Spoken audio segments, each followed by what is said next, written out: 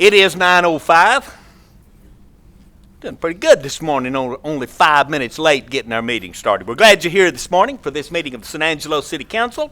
We will begin with the prayer. I will ask Keenan Clark, he is the pastor of the Celebration Church, to come forward and to lead us in prayer. Stand as you are able. Come forward, buddy. Just bow your heads and pray with me. Heavenly Father, I just thank you so much for who you are and who that enables us to be and become. Father, I just pray that over the next couple moments, that this meeting, this time, this allotted space would transcend beyond just, kicking around ideas and fun stuff like that in committees, Lord. But I pray that we would catch the vision of heaven for our community, that we'd see you high and lifted up, Father, that we would be, just like in Matthew 5, that city on a hill. Though we may be in the flattest place on earth right now, but Father, I pray that we would be a spiritual city set on a hill, that we would be a beacon of hope to our region and all the surrounding communities. Father, I pray that people would find love and affection here. Father, we pray for wisdom as we begin to make decisions that are going to affect our community. Lord, I just pray that you would lead us and guide us, that you never lead us just to leave us, but that you're with us for the long haul. I pray that you just you'd show us your love, you'd show us your grace, you'd show us your mercy. Help us to see Jesus, for we know once we see Jesus, we can never, ever be the same. In Jesus' name I pray. Amen. Thank you, buddy. And Isabella Frerich was supposed to be here this morning to lead our pledge. She's not here, but I see a tall kid in the back. I'm going to bring him up.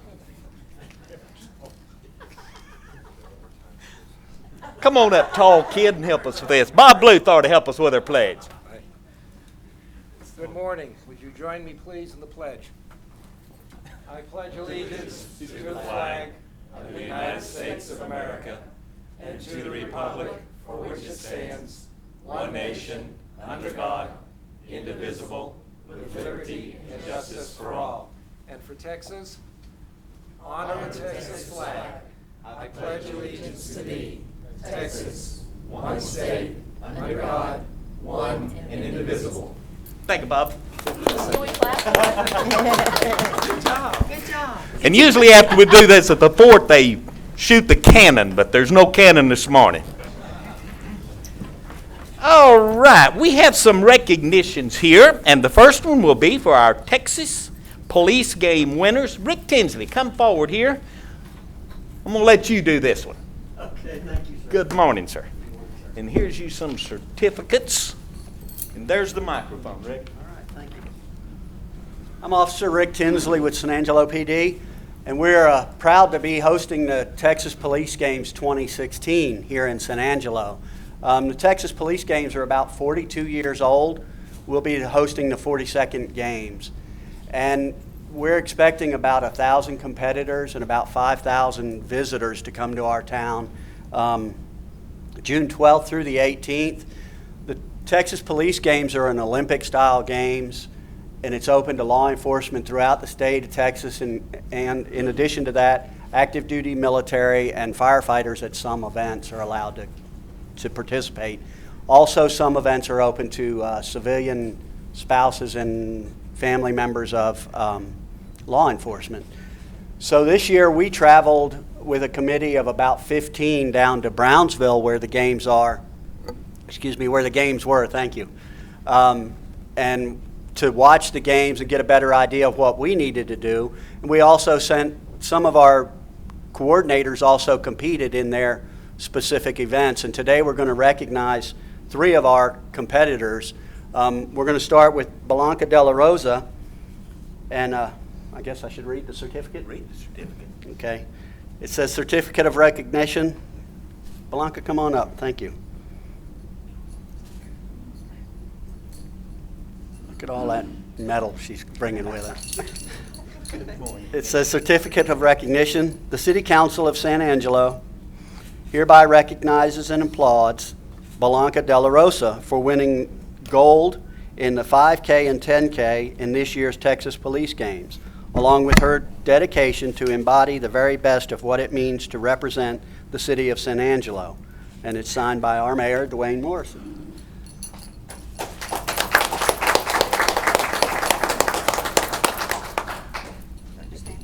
Would you stay up and we'll get a group picture of everybody?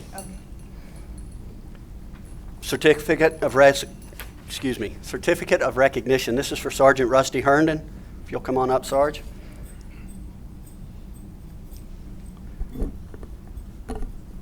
The City Council of the City of San Angelo hereby recognizes and applauds Sergeant Rusty Herndon for winning bronze in the tactical pistol team in this year's Texas Police Games, along with his dedication to embody the very best of what it means to represent the City of San Angelo. Again, it's signed by our mayor.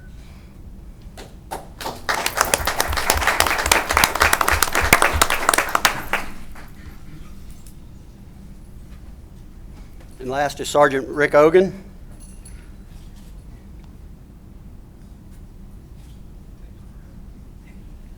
Certificate of recognition.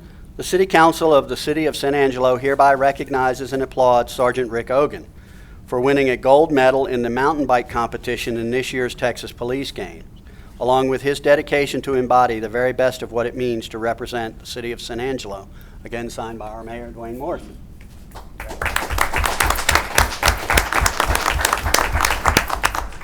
Thank you, Jim. Appreciate it. In addition to these folks, they're going to be the ones coordinating their events that they participated in. But in addition to that, we have a committee of folks that are overseeing this whole thing. And I'd like Susanna Gary and Steve Quaddy to stand up in the back there and be recognized also. Together, we've been working about 12, 13 months now to get these games here. It was a competitive bid, and it was a very, we met a lot of opposition as we were trying to get these games, because usually these games are held in Austin, Houston, Nassau Bay, and places like that, bigger cities that have seemingly more to offer. And so we had to bring those folks here, the committee that makes the decision, we had to bring them here and show them that we have a lot to offer here in San Angelo. And you folks are awful instrumental in making that happen, as well as everyone here. So we all should be applauded for bringing these games here, and we're looking for your support. As the games get closer, we're going to need volunteers to help. Certainly we could use some funding if anybody had some extra money laying around they wanted to send our way. We have a tax-free way to do that, so if y'all would be interested, we're certainly looking forward to that. Thank you again, sir, for letting me come up. Let's get a group photo up here, Brian. Susanna?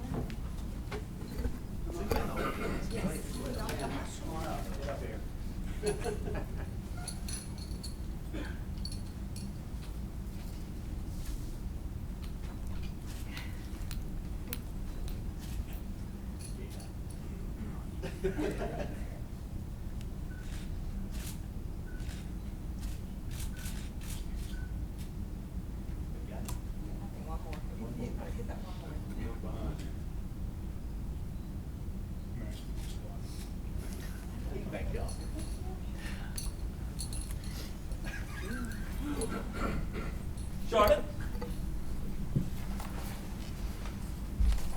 And this next one is a recognition that Charlotte Farmer has brought about. I would like for her to come down and read this and take care of it. Come down, Miss Farmer.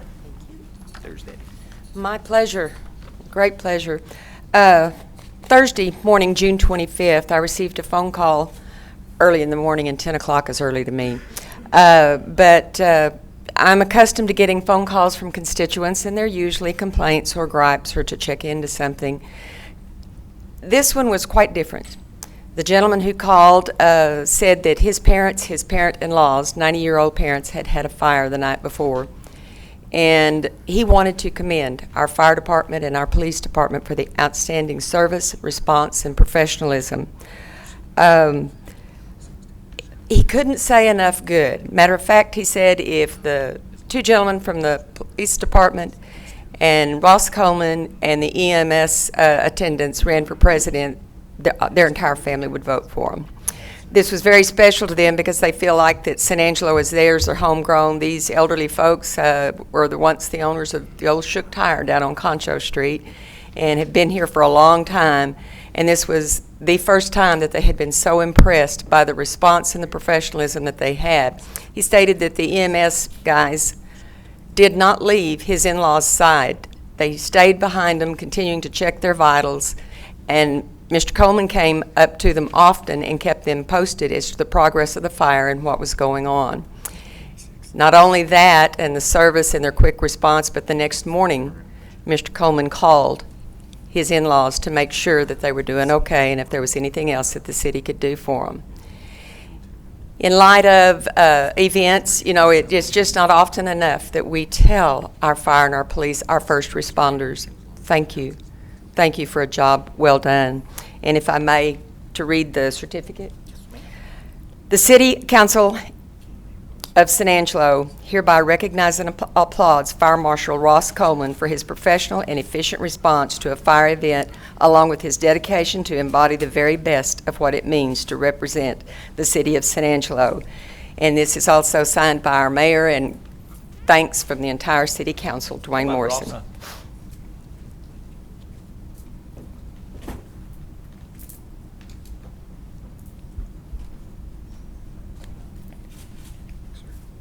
Thank you, Ross.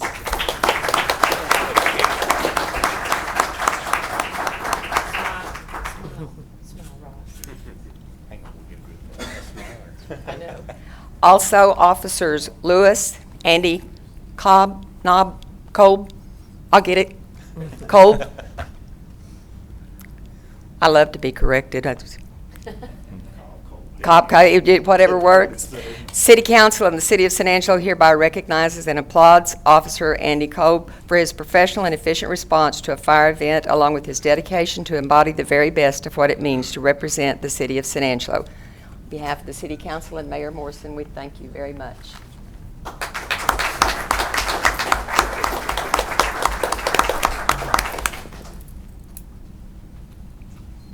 Probably should read the script that they hand me, but I will do that in a minute.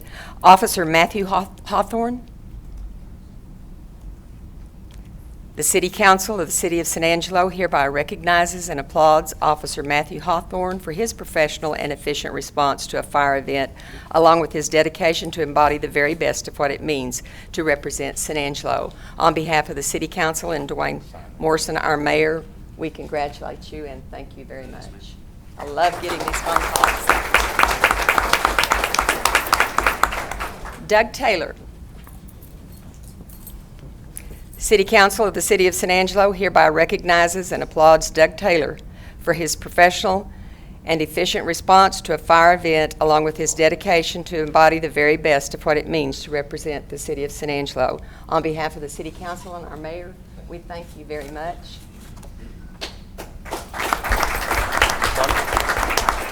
Camera shot today. And I would like to read the script that was provided. It makes better sense than I do. But on June 24th, there was a fire at a home on Vista del Arroyo.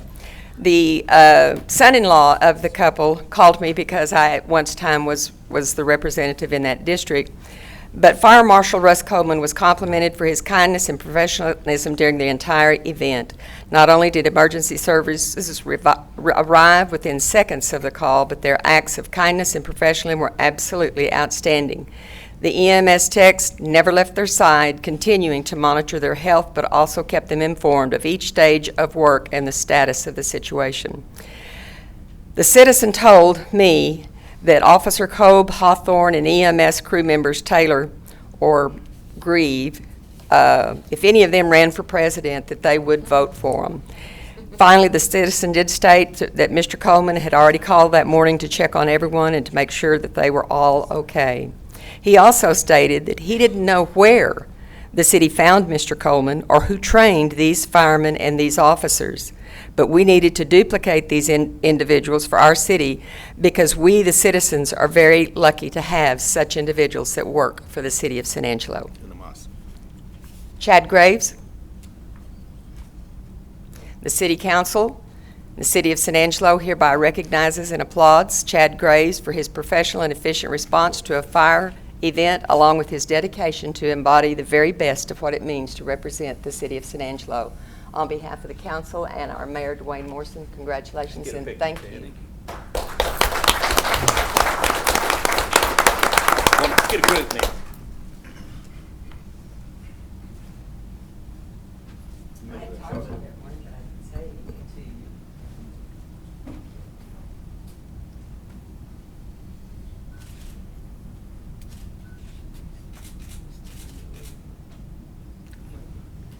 Thank you, gentlemen. Thank you, Charlie.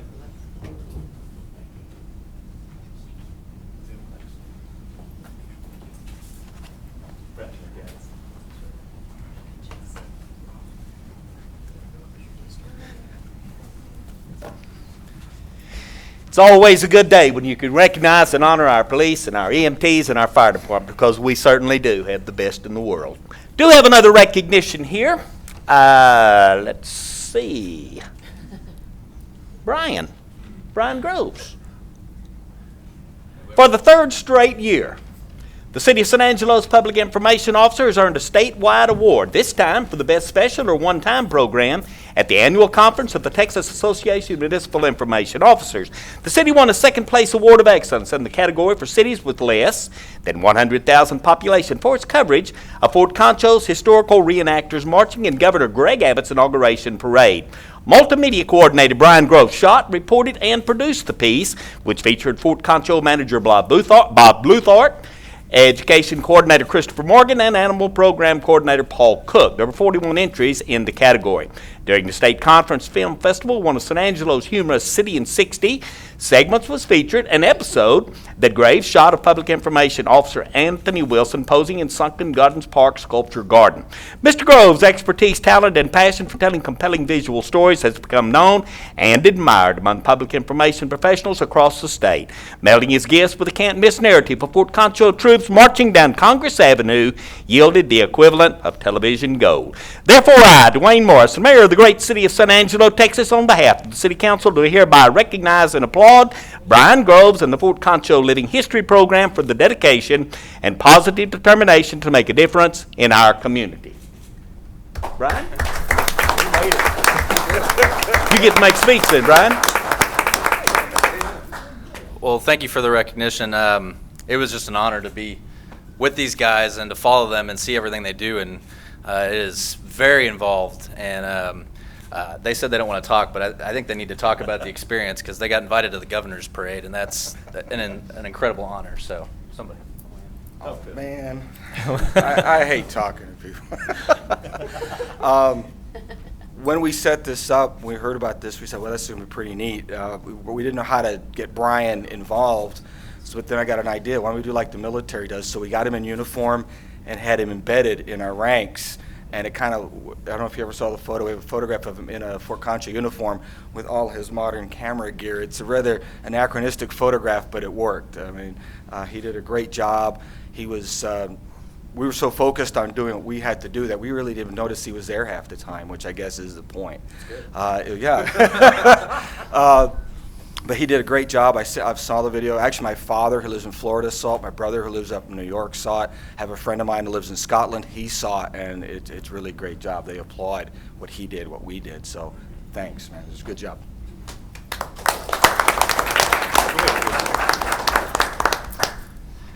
Granted, Brian had good material to work with, but he made it a memorable experience. And years from now, when we're all sitting in our rocking chairs talking about the good old days, we will have Brian's video to tell us exactly the way it was. The most gratifying part of the whole event was as we were marching up Congress Avenue. Thousands of people on the sidelines and on the streets were shouting, "Yay, San Angelo, go Fort Concho, great San Angelo." We got a lot of friends around this state, and it was just a joy and a privilege to be a part of this experience. And Brian, thank you very much for your work.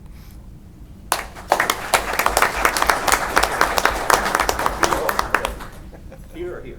Back here.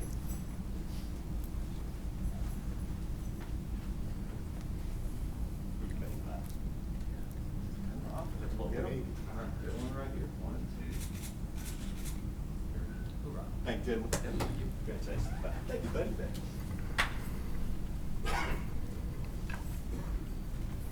And we have one more proclamation. Betty Teston, come forward, please, ma'am, as I read this. Your turn, Carter. Both of you here this morning. Good morning. The Texas Hunger Initiative is a collaborative effort, both statewide and locally. And our goal is to end hunger in Texas through policy, education, research, grassroots organizing, and community development. San Angelo is one of 12 Texas cities selected to have regional office with the dual purpose of recruiting, training, and supporting community partners and providing additional access points for people to apply for Texas benefits and of implementing local outreach and coordination for the No Kid Hungry campaign. In Tom Green County, more than 1 in 4 families with children had times during the last year when there was not enough money to buy food. That is 5,400 households in the city of San Angelo. The goal for the Tom Green County Hunger Initiative is for 215 is to feed more children during the summer when school is not in session. In San Angelo, over 8,600 students receive free or reduced lunch meals. When school is in session, more than 60% of our students. After summer school ends in June, local churches, ministries, organizations, businesses, and numerous individuals have committed to provide meals in July and August at 10 San Angelo neighborhood sites, plus 1 site in Carlsbad, 1 site in Grape Creek, and the 2 recreation center day camps. Therefore, I, Dwayne Morrison, Mayor of the great city of San Angelo, Texas, on behalf of the City Council, hereby proclaim July 215 as Kids Eat Summer Meal Initiative Month in San Angelo, and all citizens to support the initiative's goal for 215, feed the children, our city's future leaders. Good. Thank you, man. Okay, well, I'm the Child Hunger Outreach Specialist here in San Angelo at the region, and we are affiliated with Baylor University, and I have the opportunity to do childhood outreach and all regards hunger. And our Kids Eat Free program, this is our 6th summer, and we're real excited. It kicked off yesterday, and I have some little green flyers back there on the table, so take it, share it with folks in your businesses and agencies. And our program has fed over 122,000 children in the last 5 summers. So we continue to strive to reach out to our neighborhoods of greatest need and continue to feed those children and families. You like to talk? No. It's all right, right?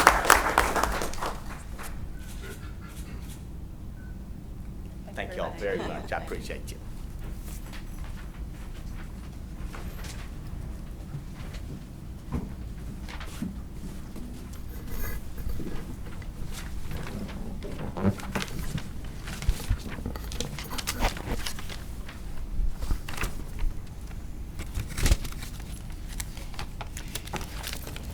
It is now the part of our meeting when we allow for and ask for public comment. At this time, I will read the legalities, and if there is anyone in the audience that wishes to approach the council for any reason, with any request or any complaint or any reason you want to, this is your opportunity to approach the council and talk. Issues or items that are not on the agenda may be raised by the public at this time. Citizens should speak from the podium, begin by stating their name, and limit remarks to less than 5 minutes. Council members may request that a discussed item be placed on a future agenda. The council takes public comment on all regular agenda items during the discussion of those items. So this is your opportunity. If we do have anyone that wishes to approach the council, we would ask that you come forward to the microphone at this time, and let's hear what you have to say. Come ahead, sir. Hello. Well, unfortunately, Start with your name, so we got you on tape. oh, I'm sorry. My name is Stan McDonald. Yeah, thanks, Dan. Unfortunately, because of what this lady said, I'm one of the people who come up here to complain. Fine. We take those as well. I want to bring 2 issues up to the city council today that I just recently became aware of, and it's I want to talk about it. A few weeks ago, and also I called my city, my council representative, Ms. Gonzalez, and I spoke to you also over the phone, Mr. Mayor, and I appreciate y'all's inviting me down. A few weeks ago, I got my water bill, and I don't know that I'm much different than anybody else. I just kind of crack it open and I look and I see, oh, okay, I owe that, and I go pay it. This time I cracked it open and I look and I go, $256. What? And so I immediately went to the water department and sat down and discussed this. And what I found out was that I've been being charged late fees. And the late fees are not necessarily because I paid late, but it's because I carried a balance. On the water bill, the document that is mailed out by the city, it doesn't say anything on that document that if you carry a balance that you are still charged $25 for a late fee. You could pay on time, carry a balance, but you are still being charged $25 for a late fee. And this came as a surprise to me. I don't think that that's right. I think if you're going to be charged a late fee for carrying a balance, it should say that on the bill, and that's not what it says on the bill. The other thing that I want to bring up is the late fee itself. My water bill on any given month pretty much basically stays about the same, which is about $62, $63. Of course, it's water, trash, sewer, everything. $25 is 41% of my bill that's charged to me as a late fee. That seems exorbitantly high to me. I mean, I can't think of any other business that would be allowed to charge 41% on a bill as a late fee. I think it's high. I would like to know what the $25 is for. Is it a punitive fee? Are we being punished for paying late? Are we being punished for carrying a balance? Is it a number that everybody came up with that said, you know, one of the things that Mr. Morrison and the lady at the water department told me was that one of the reasons that our late fees are so high is because so many people in San Angelo skip out and don't pay their water bill. That's a good argument, except for one thing. Are only people who are paying late or carrying a balance, are they the only ones that are subsidizing the water department for people who skip out on their water bill? I think it's kind of high. And so that's what I wanted to come up here and say. I think that on your water bill, it should be stated that if you carry a balance, you're going to be charged a fee. While I was waiting to talk to the lady at the water department, another person came in with the same issue, and they didn't know that they were being charged $25 for carrying a balance. And I just think, you know, it just ain't right. I'd like for the city council to put it on their agenda, and I would also like the city council to put on their agenda to talk about this late fee. I don't own a business, so I don't know if, does $25 as a late fee, is that just residential? Or is it also for businesses? So if a restaurant, which I am sure uses much more water than I do, are they charged $25 the same as me, excuse me, for using more water? I just think, and there can be a fairness issue here. And I do think that the late fee is pretty high. So, thank you very much. Thank you, Mr. McDonald. We dealt with this, what was it, John, a year ago that we talked, and then 2 or 3 years ago we dealt with it. And I've always thought $25 was punitive. I'd like to have a 5%, something like that, and that's what we tried to do. I would like to put this on the agenda next meeting for discussion, and let's talk about this because I think he has a very valuable point. Further public comment? No one else? All right, then I will move then to the council. We'll start with you, Ms. Grindstaff. If there is anything on the agenda that you would like to pull from consent to the regular, or if you have any comments or statements, this is the time. I don't have anything to pull from the agenda, but I would like to say how proud I am of our community for the events of this past week, and I cry very easily, so I'll try to keep it together. But we all went through something very difficult, and I want to say how proud I am for the police department, city administration, and our community for the respect and sympathy they showed the Kennedy family. And I hope that our city doesn't have to go through that ever again, nor any other family of anybody in our service. With that, I'll save my comments for the end of the meeting and future agenda items. Thank you. Yes, ma'am. Lucy? I also wanted to thank the people of San Angelo for coming together at the time when we were going through such a really hard time, the family, losing our police officer. But at the same time, I was so proud of how everything came together, the way we honored Sergeant Kennedy. It was amazing. My neighbor that lives in Colorado, she commented to me that it was something to see all those ribbons all over town. She said, y'all did an extraordinary thing for him. And I said, it's so amazing when we can all just come together and put our differences aside and honor Sergeant Kennedy. Again, thank you, San Angelo citizens, for doing that. And I am so proud to be a citizen of this great city. Thank you. Did you have anything you wanted to pull, ma'am? Are you all right with consent? Everything's fine. Okay. Ms. Charlotte?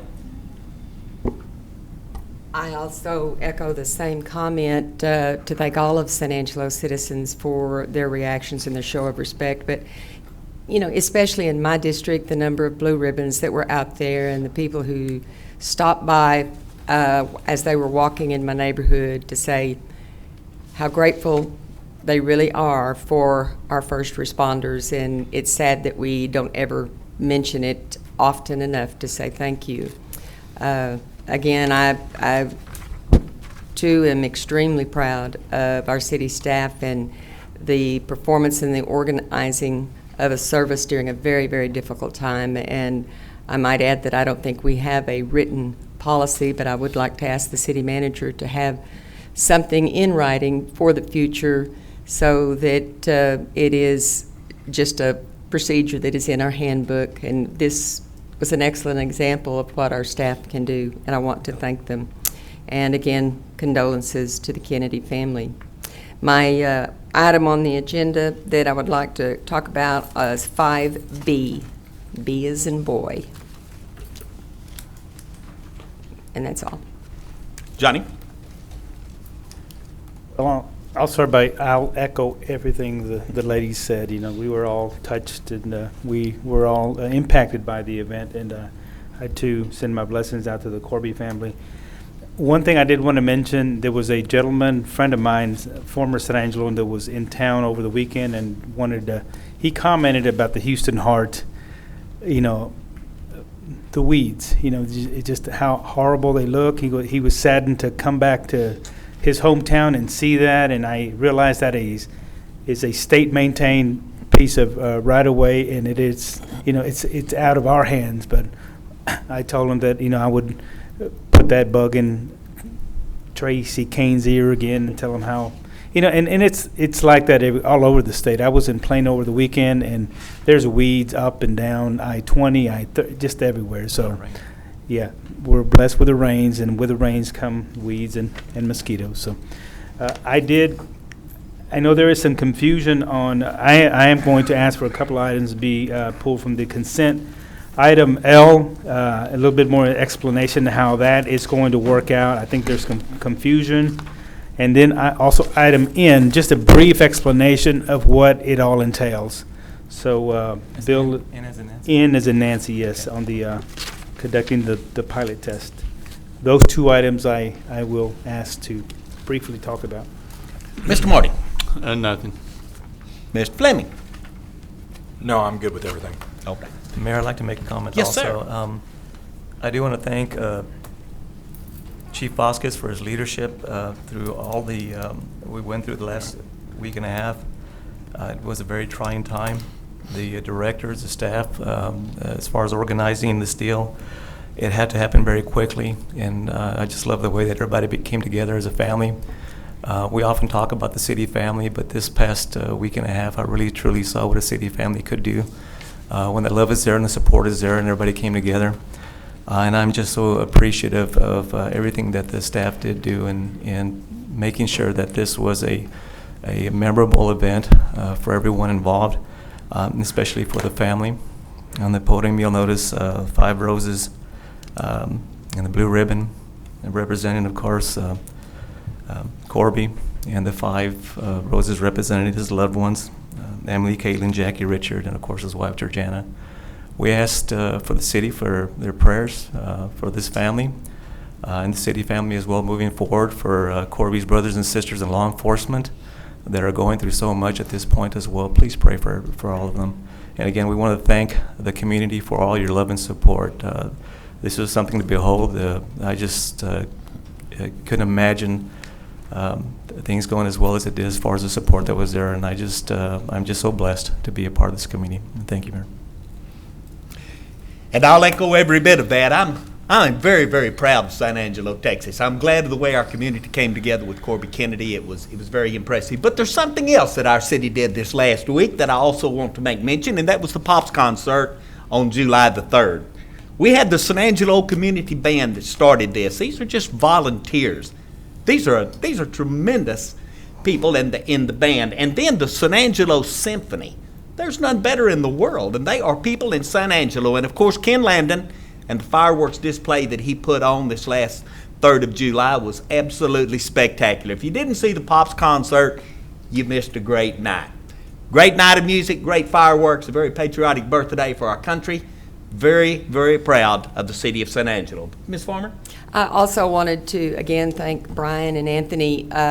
The funeral, just a recap, is being aired on Channel 17. If you didn't have the opportunity, it's just a short recap of the service, and it's done, again, very much professionalism and with a lot of dignity. The other thing is a reminder, I will be attending Porch to Plains quarterly board meeting in Lamar, Colorado this next week, I believe it is. But if you can remind me out there, Mr. Pena, is it this meeting or the one in October that we're going to get the 15 minutes? It's the one in October. One in October. I wanted to put that out, that we have been told that we will have 15 minutes to showcase the city of San Angelo. Excellent. So to tell everybody up in North Dakota and Canada and whatnot about San Angelo, if we've got something on hand, or if we don't have, let's get something worked up, because I don't think I can talk for 15 minutes. And I don't know about Roland. Oh, he can pull that off. Thank you. All right, we do have the consent agenda with the exception of 3 items. I need a motion to approve the consent with the exception, this will be items A through items O, with the exception of item B, item L, and item N. Motion to approve. Marty, I have a motion. Do I have a second? Second. All right, have Elizabeth on that. Do I have any further council discussion on the consent before we vote? Do I have public comment before we vote? All in favor of the consent agenda being accepted with the exception of B, L, and N, please say aye. Aye. Any opposed, nay? Put a 7-0 on that one, Mr. Bryan. Item B, Mr. Riley, you ready? 5B. Item 5B on the consent is consider awarding bid WU0615 to Patriot Automation and Controls of San Angelo, Texas, Mike Burforth Electric, San Angelo, Texas, and Bunyard Hasty Electric Incorporated, San Angelo, Texas, in the amount not to exceed $100,000 per year for 3 years, budgeted in FY15, FY16, and FY17 for industrial electrical work on the water utilities facility. Ms. Farmer? My only concern is the 3-year contract. You know, our terms are 2 years. And with a 3-year, you know, you're catching somebody to renew a contract or to go out for bids that half of the council will be either reelected or not reelected. And I don't understand why we try to tie up something for 3 years. Well, and I don't know if Julie wants to talk to this from the purchasing perspective, but from our perspective in operations, it just makes it a lot easier that we're not going through that process every year. We've got somebody that we're calling on. We have a lot of industrial, a lot of new industrial electrical equipment, and some of it's quite a ways from here. So that way we can rely on somebody for that period of time that knows where our equipment is familiar with our equipment, and we're not redoing that every year. Well, wouldn't 4 years be better then? It would. That way, it's familiar with council members. You don't catch. It's just it quirk of mine, and I wanted to mention it. So that's the only thing. At this point, we've received the bids from everyone, and they've all agreed to lock in for the 3-year term. At this point, we wouldn't be able to negotiate that because this is a bid and not a proposal. I have a question. Can you explain, this mentions, I guess, 3 different entities in the award. How does that work? So the way we wrote the bid was to have a primary for each of the sections, the industrial and also the instrumentation and controls. So we have a primary for each and then also a secondary. Okay. And that's spelled out in the other information in Right. the background. So in the event that one of those can't respond? Then we go to the Okay, secondary. Okay. Okay. Thank But you. that doesn't mean that each one is guaranteed up to 100,000. That's the three combined together amount. is- That's okay. correct. Yeah. Move to approve. Second. Motion to approve as written, and I do have a second. Further council discussion? Do I have discussion from the public? All in favor, please say aye. Aye. Opposed, nay. Put a 7-0 on that one, Mr. Bryan. Number L is consider approval and ratification of the City of San Angelo Development Corporation, COSA DC approval of the First Amendment to the Economic Development Performance Agreement by and between the City of San Angelo Development Corporation and MedHab LLC. Mr. Pena. Or let's start with Johnny. Johnny, you're the one that asked for this, sir. Roland, just give us an explanation how this is working out, what's going to expire, what you're going to renew, just the big Okay. picture. Just to clarify, we had 2 agreements with MedHab. One was for leasing the CVCED building at 2009 West Beauregard, and that was done with CVCED. And then we have a separate economic development agreement that allowed for lease provisions in the event that they moved into a building, leased a building. And we wanted to clarify that. It's an opportune time, as you may be aware, back in December, late December, early January, that building burnt, and we had to relocate them into the West Texas Training Center because we have the commitment under the CVCD agreement to provide the space. We relocated them to West Texas Training Center and are paying for the lease there. It's a 6-month lease. But in my discussions with MedHab, we just felt that it was an opportune time to go ahead and start talking and clearing up these agreements. To restore the building that burned, it was going to be just not cost effective. We had a very big gap between what insurance covered to restore it and what we would have to add to completely bring it back to code. So what we did is the Costa DC board decided to sell the building. I talked to MedHab and basically said, look, since we're getting such a good rate at West Texas Training Center, why don't you take over the lease? The economic development agreement remains intact in the event that you want to move into a building in the future, or if you're going to build a new building. However, the economic development agreement does allow for some form of incentive in the event they want to lease a building in the future. That's all this does. Documents that we have an agreement with them, that they will take over the lease at the end of August, and they'll be responsible for paying for that lease at the West Texas Training Center. Good news. I'm not going to vote in favor of this, and I'll tell you why. I've asked for an explanation as to clarification in the contract, if legal could tell us, where it says Economic Development Performance Agreement.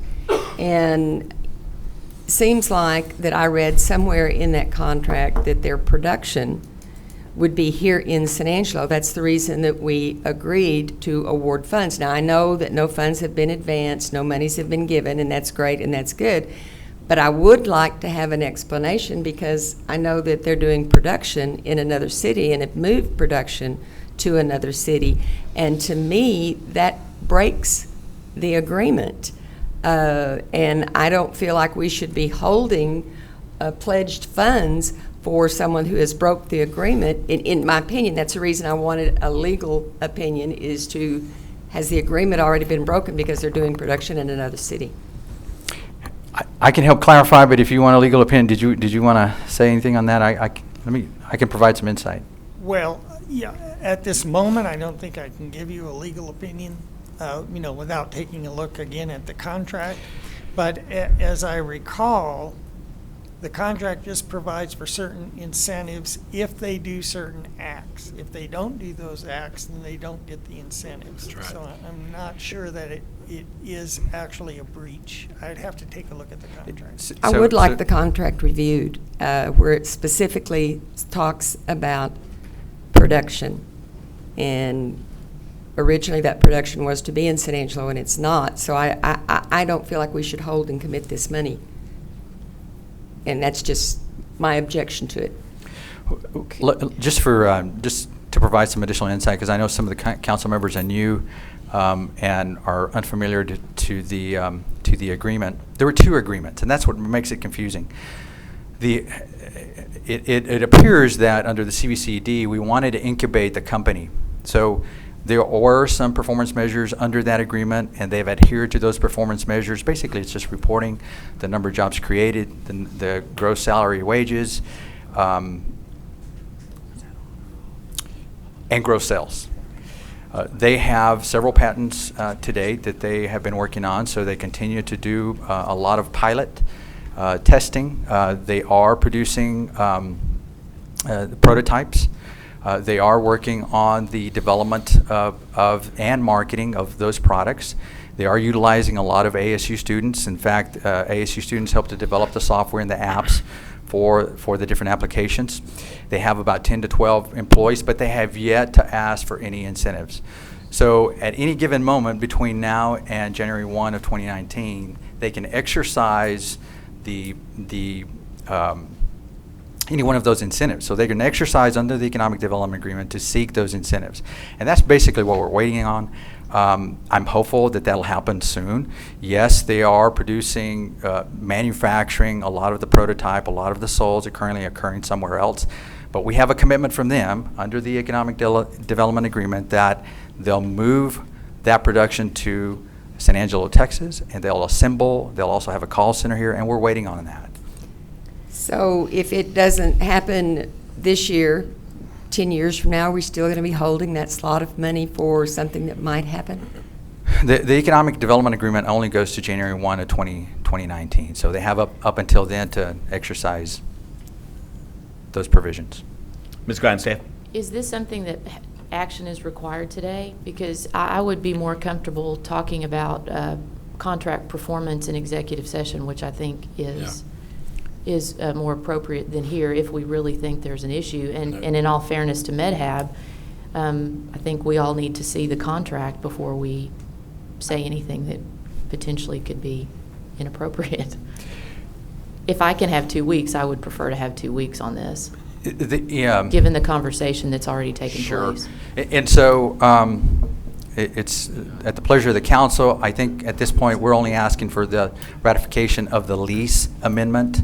And that's, if we have an issue with regard to contract performance, we can discuss that at another meeting, in my opinion. Or we can, our city clerk just advised me that we could discuss this. We could move this into executive session today, which would be my preference.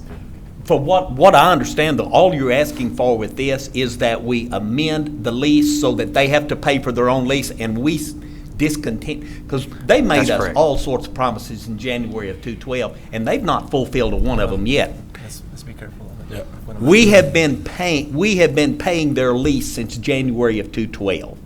And now this amendment says that we will no longer pay it as of September 1. Is that what this says? That's correct. And that's all this says? Because I agree with Charlotte and Elizabeth. I'd like to look at this performance. I'd like to look at it very, very closely. Can I make a motion You may. that we Yes. move this into the executive session? I don't see that this needs to move into executive. All this does is on the lease. All I'm I'm totally. asking is that we discuss it in executive session, which But you guys want to discuss performance in executive. it's all, her issue is tied to performance. I'm His okay- issue is just now tied to performance.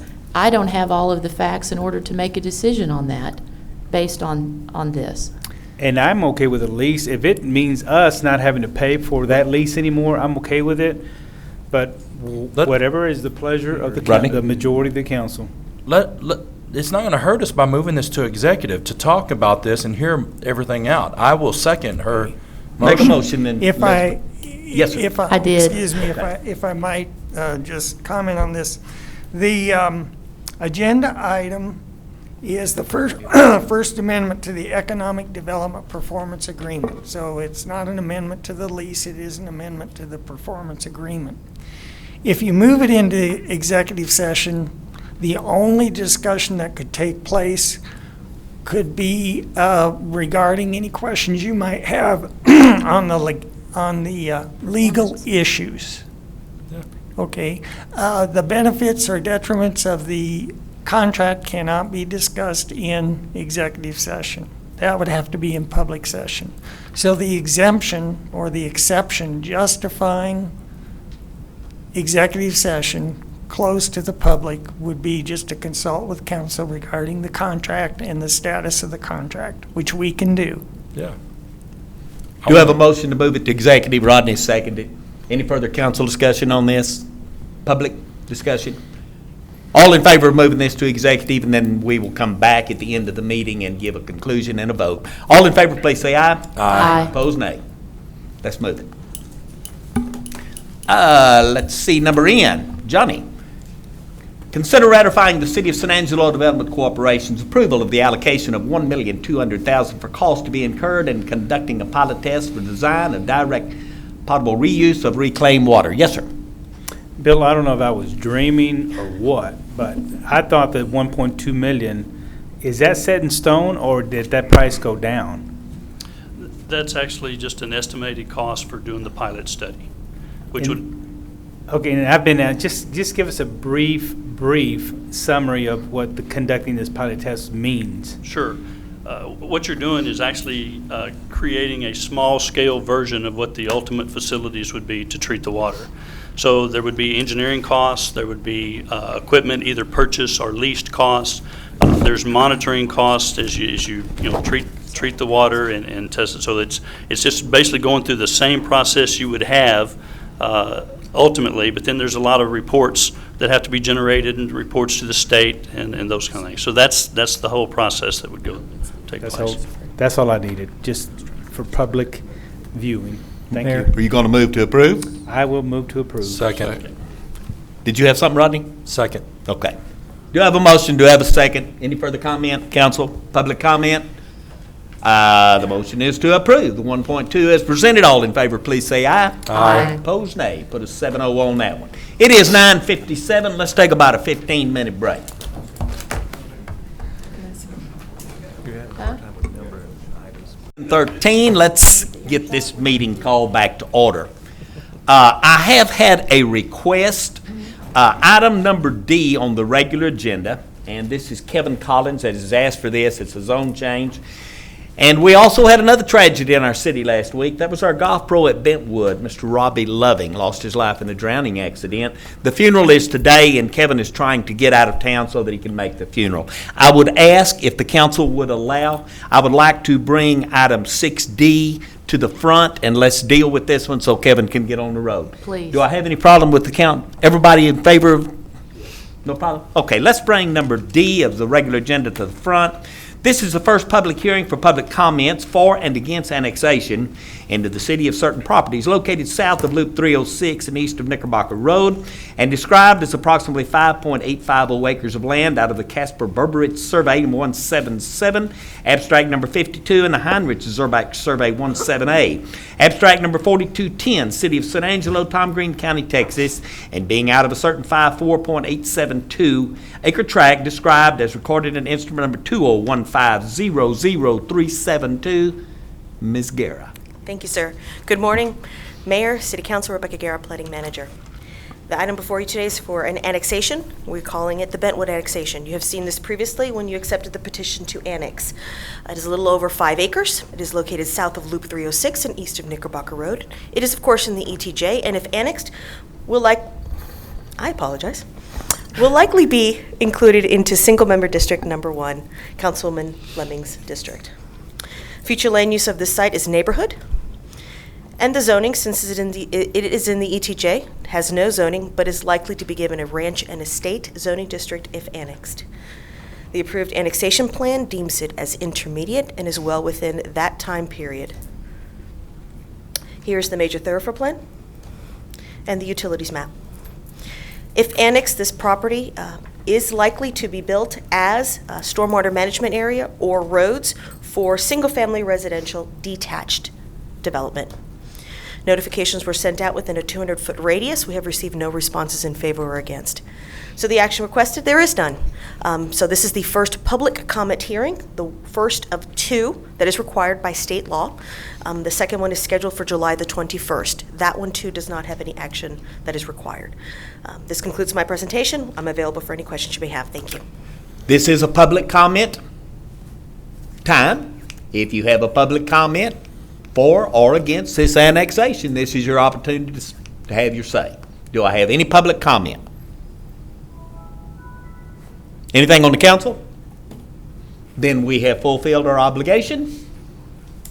Yes, sir, you have. So the next second public comment hearing will be on July the 21st. It will be publicized and it will be notified. Drive carefully, Kevin. Number A is discussion regarding watering times and schedules. This is a request of a council member Fleming. Presentation by Water Utilities Director Bill Riley. You want to start us off, Rodney? This came before me, and actually over the past year and a half or so, I keep having a lot of residents in my district come to me and talk about anything that we can do to save water and be on the leading edge. And a couple of the suggestions that we've had are leading edge suggestions, and I don't mind being a leader in West Texas on what we should do with water and how we should save water. I'll hear your presentation, and then I'll bring up a couple of things after your presentation. Well, actually, Mr. Fleming, I don't have a presentation. I'll be willing to, or ready to discuss the ordinance or any other issues. The main thing that we have right now is during the summertime, we have watering right now that's twice a week, and that runs from, what are the time frames on that? April 1st to October, I believe. No, not, well, as far as date times is what I was. Oh. One of the things that's brought up to me over and over again is that 1/3 of all water that we use in our that's residential water is used on our lawns. In the summer months, it's actually a good bit more than 1/3 of the water that we use on our lawns. And most people water 2 to 3 times more than what they actually should water. I talked to a couple of different experts here in town, and most of the experts agree that we should only be watering, even in the summer months, in the hottest months, we should be training our yards, and we've heard this over and over again. John Begno was one of the ones that was telling us this. You should train your yard to only have to water it once a week, but you water it heavily once a week. It will actually cut down on the amount of water that we're using for the twice a week, because right now most people, not most, but a lot of people are watering twice a week, but they're watering very heavily twice a week. It's making the root system not go near as deep as what it should go, and making the yard not be near as hardy as it should be, especially out here in West Texas. This area that we live in is not conducive to lawns at all. I mean, I would love it if most of us didn't have very big lawns, but unfortunately there are a lot of people that have big lawns throughout the city. What I would like to happen, and what's been brought forward to me, is to change the watering in the summer months to once a week during the times of April to October, and then in the winter time, I think we do twice every 2 weeks in the winter time. Well, right now it's still once a week. Okay, and to move that back in the winter months also. I think that if we could do some kind of gradual way of phasing this in, we could get people to train their yards and we could save water. Most of our residents right now, this is one of those things where we got rain this year. We've had more rain than I can ever remember in the spring and summer months right now, and everybody just forgets. We're not in a drought. We've got unlimited sources of water. We're good forever. That is certainly not true. We live in the desert, and we will go through a drought again. And the next time, we might not be saved by God like we were last May. We were saved at the very last minute last year on that weekend, and it may not happen again this next time. So we've got to plan for the future, and I know that us as a council are doing that on a lot of the reuse. I've had a lot of people commenting to me on the reuse plan that we're looking at, and a couple of the sources of water that we're looking at right now. But again, one of the best things that you can do is conserve water. Conserve what you have, and learn and teach our kids on how to conserve water and be good stewards of what we do have. So what I would like to bring forward is to change the watering, to pull it back a little bit in the summer months. I also wouldn't mind doing, I talked to you, the best times to water your lawn right now is between 6 a.m. and 10 a.m. in the morning. That's the best time that you can water your lawn.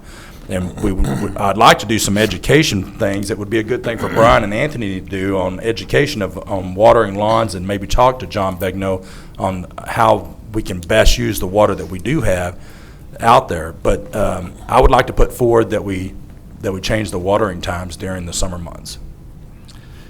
I move that we change the watering times. Mr. Fleming, before we do that, would you object to the guys doing a graph showing us now at the times that we're doing and the particular times how much actual gallons and savings that there would be, just a graph? I mean, I know that y'all can do it because you've done it before, to how much we're currently using at the current rates at the times, and to change it in those months. If you could give us a comparison, are we saving 1 million gallons a month or 200,000 gallons a month, to give us some idea of what we're actually trying to. Sure, we can do that. But if I can speak to Mr. Fleming's comments and just kind of let you know where we're at and what we're doing. Several members of the Water Advisory Board have actually raised the same issue, and so they intend to take this up and talk about that as well. Your ordinance currently determines the watering times based on the months of supply that's left, and we're looking at that because it's actually changed. When we brought the hickory on, you don't have a finite amount, of supply anymore. So we need to tailor the ordinance to what our actual supply is. And so that means that the triggering points might be something different than just months of supply. There's some other things. Well, we had talked about that before, and we even did a minor change on it last year at some point on there. And I wouldn't mind waiting and hearing. I'd like to have the Water Advisory Board here during this discussion before we even take more action. I have no problem with that. Okay. But you said we do have a finite. We don't, even with the hickory, we don't have a finite amount of water. We have a very limited amount of water, even with the hickory. Absolutely, but my point is that we don't have a 20-month supply. Yeah, and so it doesn't exactly fit the ordinance, and we need to make the ordinance fit. And I think the ordinance should be changed a good bit on that, where we're trying to save. Even if you have, I think what do we have, 40 now? Around that, roughly 40 months. Most people don't even know that number. They just think that we're full and we've got an unlimited supply. But 40 months to me still sounds very scary. It does. When you're living in a town of 100,000 people and we're a hub for this region of Texas, 40 months doesn't sound like a lot, especially with as much rain as we have received this last 6 months. So my deal is I'm trying to be a good steward. I'm trying to do what I think is right for my kids, my grandkids, and our future. And so anything we can do to save water and stretch out the water that we have, I'm all in favor of. Elizabeth? I like the fact that you mentioned the Water Advisory Board. I think that's very important, and that's part of the reason that we kind of rejuvenated that board, was to get more public input and to bounce ideas off of them, let them vet things before it comes to council. I was also on a call with Bill and Daniel and others about do we call it the Water Efficiency Group? I never get the name right. Water Efficiency. Water Efficiency. And even though there are several members of that group that are now on the Water Advisory Board, I think we have a Water Advisory Board that is now not just focused on simply acquiring rights for the future, but also with a stronger conservation ethic.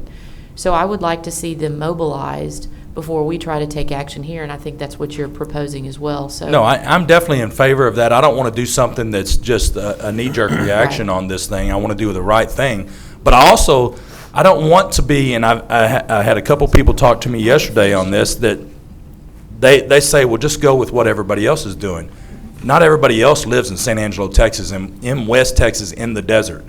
And so doing what Austin's doing what Dallas is doing, that's not what I think is best for San Angelo. I want to do what San Angelo should be doing. And I hope our Water Advisory Board will come up with those things and decide, We need to do what's best for us to save water and make sure that we're doing the right thing with the water that we do have. I think we all have a lot of trust in their ability. They were selected based on very specific criteria, expertise, and so I would like to see what they say. I think we're going to be talking about water for years, and so this, we'll keep doing this, but I think that definitely to, again, engage them and get a lot of feedback from the public, and public education is most important through this process, not just simply a council action that then people don't understand how it connects to supply, future supply, and what we're doing out there. Charlotte?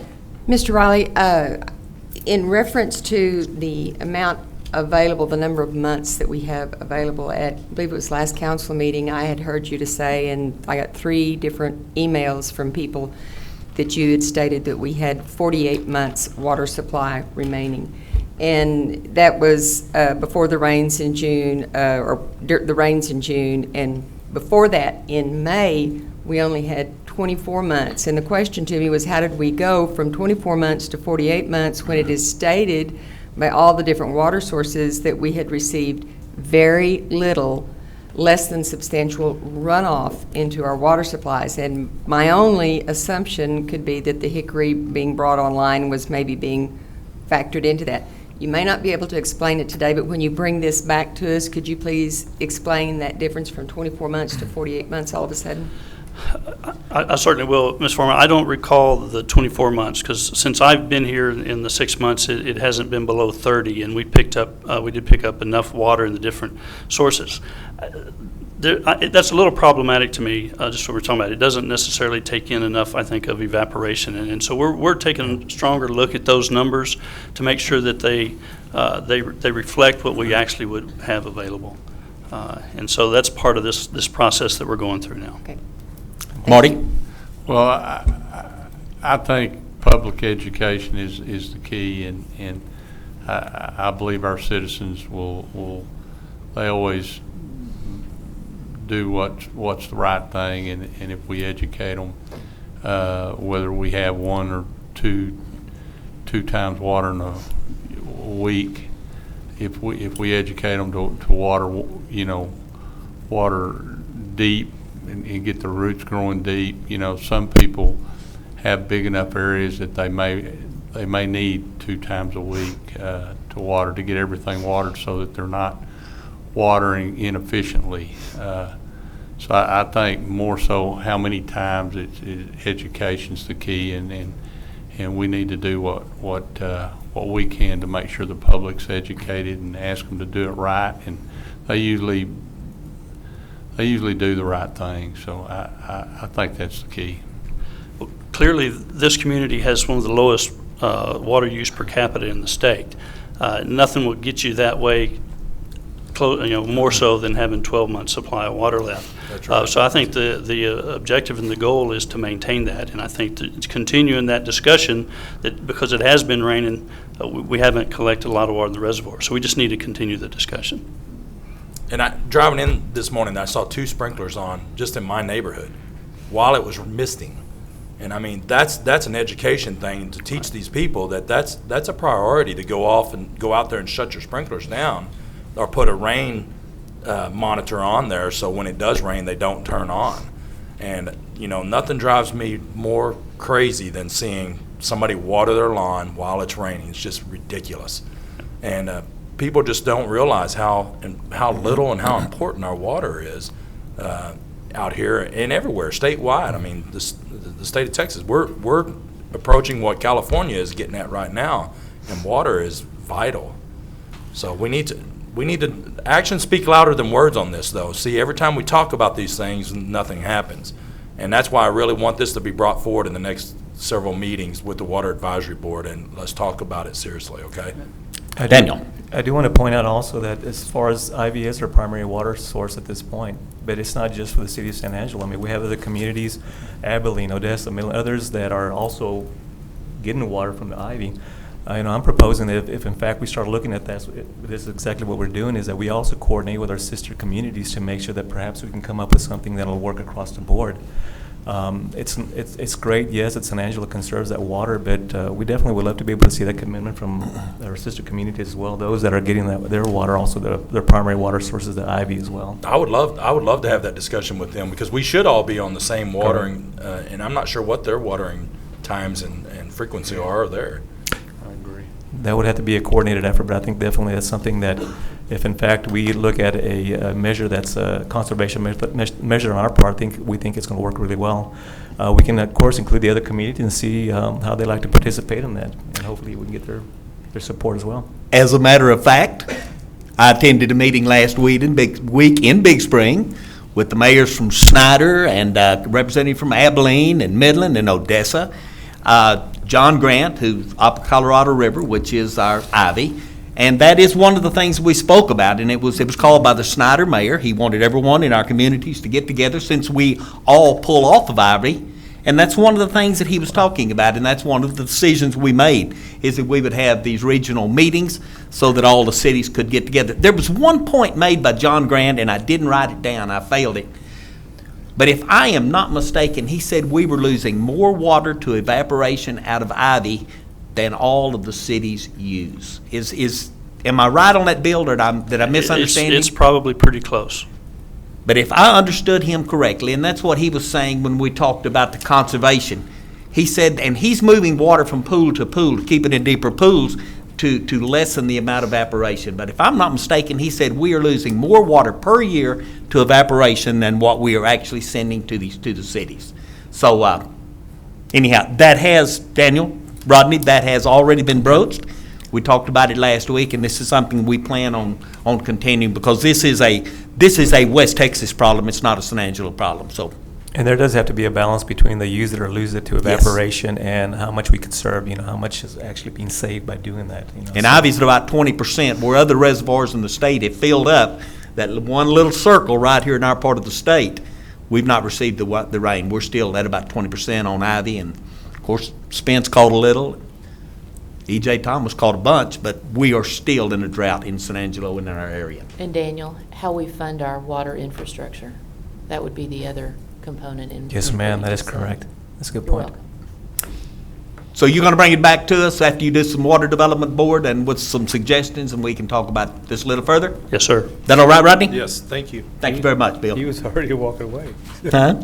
He was already walking away. He was trying to leave, wasn't he? Item number B on the regular agenda is consider authorizing the city manager or his designee to submit a letter of intent to Fraser Limited for the purpose of refurbishing 2 ambulances. And you are on, sir. Thanks, sir. Chief Dunn, I'm not available to be here this morning, so you get me. All right, I'm here for consideration of authorizing the city manager to execute all documents related to a letter of intent to refurbish 2 ambulances. The city has purchased 2 ambulances per year since 2002. In the past, we have waited until the new fiscal year before approaching council. Due to policy changes within the refurbishing company, they now require a letter of intent in order to secure a build date.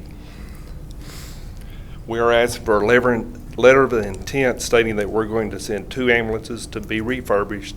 This will allow us to be on the build schedule as early as February. The money is budgeted every year through vehicle capital, and the amount this year is estimated at $210,000. The money is not paid until the build date. We just need a letter of intent stating that we're sending 2 ambulances. And this is a budgeted item, is this correct? Yes. Yes. Move to approve as presenting. Second. Do I have a motion to approve as presented? Do I have a second? Council discussion on this item? Mayor? Public? Yes, sir. No, have we ever done this before? Yeah. We do it every year. Yeah, we have every year. Not a letter of intent. Yeah. But the money is the same every year. Correct. Yeah. Well, we refurbish them every year. Or can you even take it down? Yeah. Put it in. See, spell that now. We do have a motion to approve. Do I have public comment on this item? All in favor, please say aye. Aye. Opposed, nay. Thank you very much, sir. Did you get that, Brian? All right, item number C is a presentation update by One Energy Renewables on the potential solar project in the city of San Angelo. We will have a presentation by Jen Bradford, who is the director of project development. Mayor, we're hearing that actually there's a presentation in executive session, and they would like to do this presentation afterwards. Okay. Okay, so we are moving item number 6. We will take care of this After as we will item number L after our executive. Item E. Oh, we building up an executive session today, aren't we? Yes, sir, we are. Item number E is public hearing and consider approval of the 2015 through 2019 5-year consolidated plan for use of CDBG and home funds, and authorizing the city manager to execute the required certifications and the related documents. Robert Salas, you are on, sir. Well, if I can find the presentation here. Right here somewhere. There it is. Thank you. Good morning. No, thank you, sir.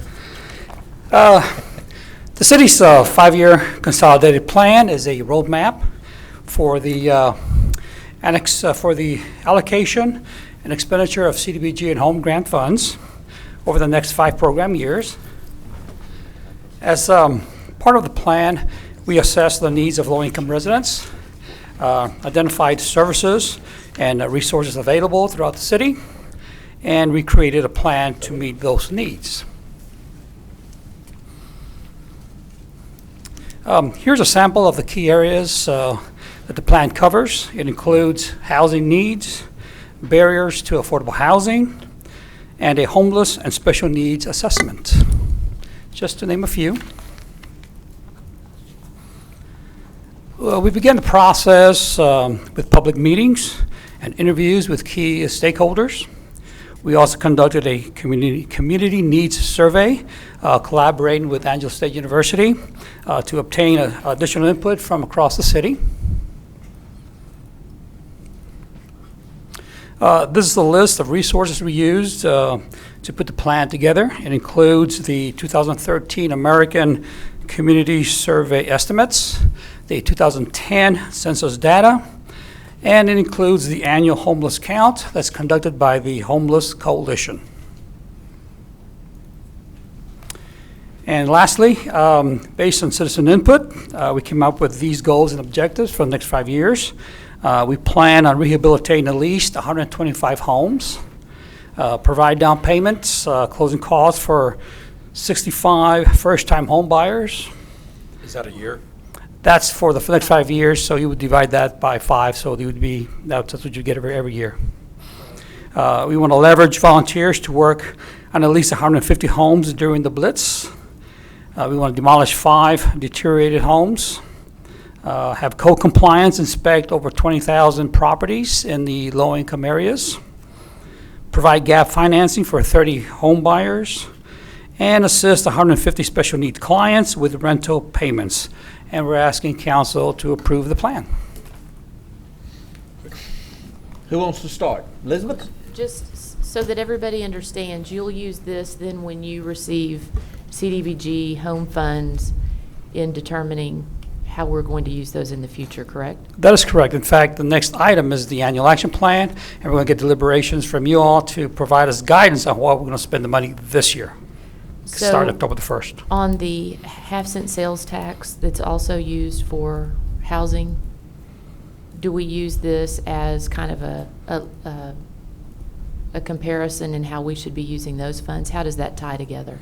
Well, I know it's not required by law. It's not a federal requirement, but how do we use that from a local policy perspective? Well, we leverage those funds, and it ties into the plan itself. So when we're not just that, but other resources as well. Low-income housing tax credits. We try to leverage all those resources available to us, and that helps provide the plan. It guides us towards the plan. And this is the plan, so this is the plan plan that guides the expenditure of those funds as well. That is correct. Okay. I mean, basically, we identify the needs, so everything we get should go towards satisfying the plan. Thank you. Charlotte? Bob,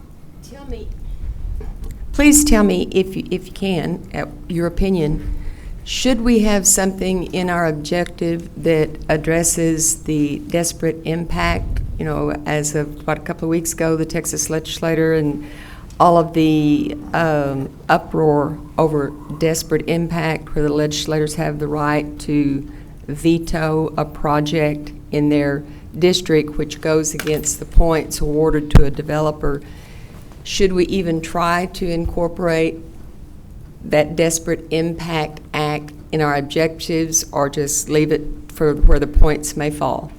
I think at this point, we would just let it fall where it may. I don't think we're ready to incorporate that. At one point, when legislation comes out and things are forced upon us or derives us a different direction, at that point we can include it into the plan. Okay. So I think probably not this time. Okay.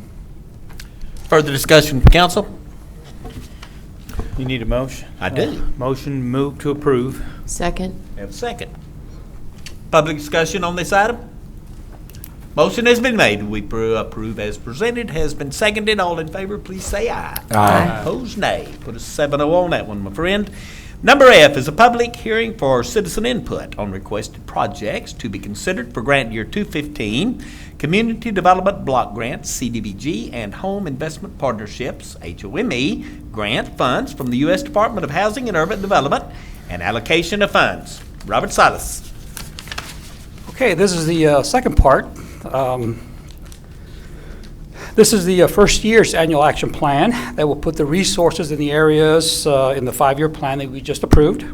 Unfortunately, we took another cut in federal funds, $26,000 in CDBG and $20,000 in home grant funds. That line is steadily going down, has been for the last 6-7 years, and we don't see any relief anytime soon, unfortunately. These are the proposals for CDBG for 2015. We're asking $142,000 for administration, $126,000 for program delivery, $149,000 for emergency or rehab projects, $95,000 for emergency repairs, $10,000 for helping hands through Galilee CDC. We have to pay $149,000 for the Section 108 loan for Producers Park, and then co-compliance $38,000. What is code compliance, that 38,000? We pay for one co-compliance person to stay in the target areas to help us keep those neighborhoods clean, safe. That's a salary then? Yes, those salary, benefits and salaries, yes, sir. Okay, thank you. And lastly, here's a recommendation for the allocation of home funds, asking $25,000 for home administration, $99,000 for first-time home buyers assistance, $46,000 for tenant-based rental assistance for special needs, and then $83,000 to our CHOTA, who happens to be Galilee CDC. And a reminder that we do have to provide funds to the CHOTA as part of the home grant rules and regulations. And we're asking at this time, if council doesn't have any changes, we'll develop the final action plan, and we'll come back next meeting to get it approved. So all we're doing now is taking input from council. Council, do you have input? Start with you, Rod. Do you have anything you want to add? No, this is a good program. I'm very familiar with this program. I've had clients use it over the last 10 years, I think. And it's sad that we are getting less and less money every year, and it's deteriorating every year. But I think that Bob will be able to do a lot of good with what he does have. I know he's doing a good job now, so I move to approve as presented. It's just a public hearing, so you don't need It is. anything today, do No. you? Marty, you have anything you want to add, sir? No. John? I too echo what Roddy says. The only question I have, where are we on the Producers Park part of it? We have another 15 years. He's guessing. Wow.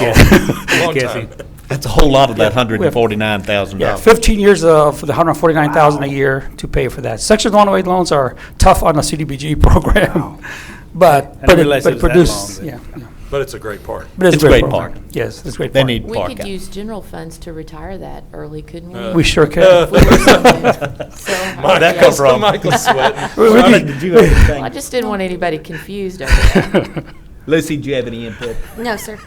Ms. Elizabeth, you have anything? I've said enough, thank you, Mayor. Public comment has been, are there any public comments in this public comment section? If not, we have satisfied the law. Yes, sir, you Bring did. us back I'll be something, back Bob. next meeting. Thank you, buddy. Thank you. All right, let's move on now to item G, which is discussion regarding the fiscal year 2015-2016 budget preparation. Ms. Chegwin, you are on, ma'am. Good morning.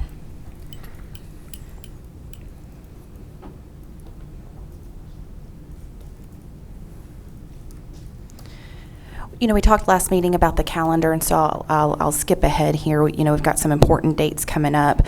We spent much of June in with staff budget reviews, and we're continuing those meetings to refine the document we're bringing before you today, and we'll continue into late July. We will have a big deadline coming up, which I'll talk about shortly. But here we are, July 7th, talking about the major funds.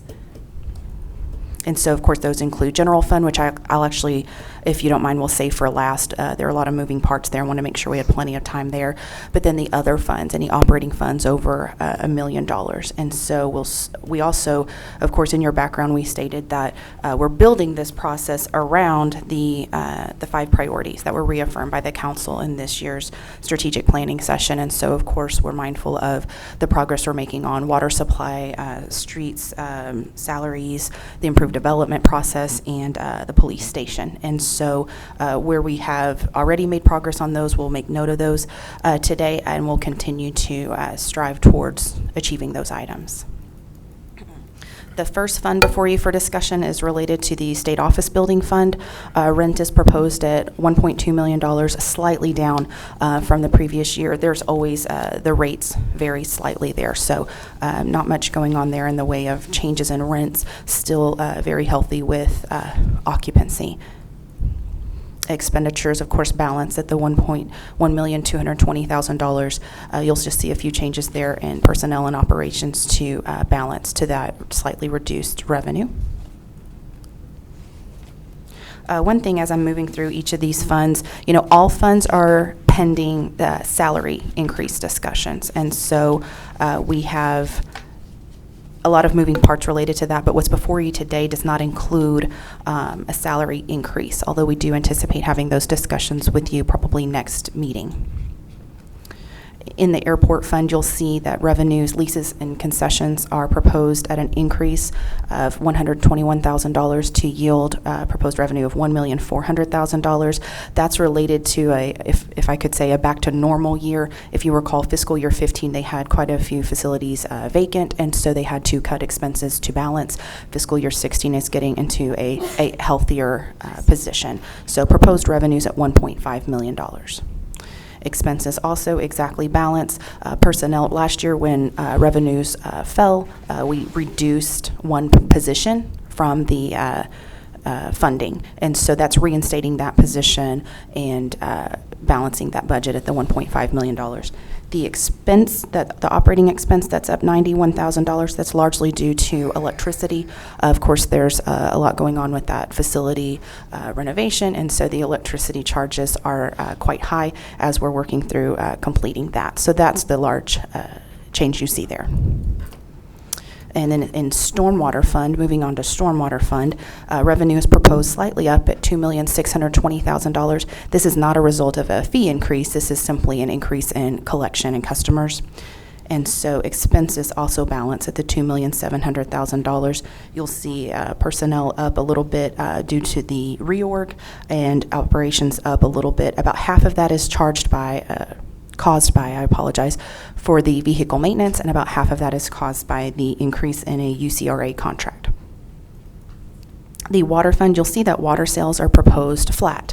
We're continuing the conversations through the implementation of the water rate study, any discussions going along with that. And so if there is an opportunity to correct the water fund budget for any changes implemented from that, we'll get that in time for the budget ordinance to be adopted with those new rates and charges, if any. However, if that water rate study discussions, if they do postpone past the budget adoption timeline of August, September, we'll certainly implement that in a budget amendment. So in short, we're kind of in a holding pattern until we know what's going to happen with all of that.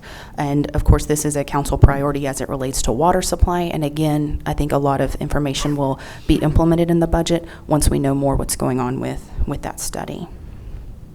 In water expenditures, of course, the budget balance is at $23,331,000. You'll see that personnel increased $209,000, but there's a corresponding decrease in operations. That's largely due to the Hickory water supply crew that was implemented, that the council adopted additional full-time positions, and they were added, they were in the budget, they just needed to be moved to payroll. So that's in the original proposed budget for 16. In the wastewater fund, I think there will also be some impact from the rate study for wastewater as well. So this one as well, we're in a holding pattern. Revenue is proposed flat pending new information. And in wastewater expenditures, of course, they balance at $9,718,000. Personnel is up slightly, and that's primarily due to the implementation of the incentive pay for eligible folks. And then in operations, there was a correction to the franchise fee budget, and so that's been corrected in the operations and included there. The next fund is related to the Civic Events Fund. Of course, a lot of uncertainty. Oh, my apologies. In the wastewater fund, we also have a reduction of $100,000 in the wastewater pilot. That's been directed by council, and so that's already built into this budget since we have clear direction on where we're going with that. So that's already included. In the Civic Events Fund, revenue and hotel occupancy tax, of course, is uncertain. We believe that we're seeing the end of the boom that we've been experiencing, and so we've proposed the budget at $2,300,000. So that's a $200,000 decrease. We are working closely with the Convention and Visitors Bureau with their metrics and their data that's coming forth, so that we can be on top of this. So we've proposed it down. We may propose it down even further, but we're keeping a close eye on that, and we'll certainly report back to you as we have that information. On the other side of revenue, you'll see other revenue has increased by almost $100,000, and that's largely due to the venues. The venues are performing well. We have huge occupancy stuff big stuff going on every weekend, and so you'll see that growth in revenue is occurring in that way. In the expenditures for the Civic Events Fund, personnel up slightly. I believe that's changes in benefits and turnover.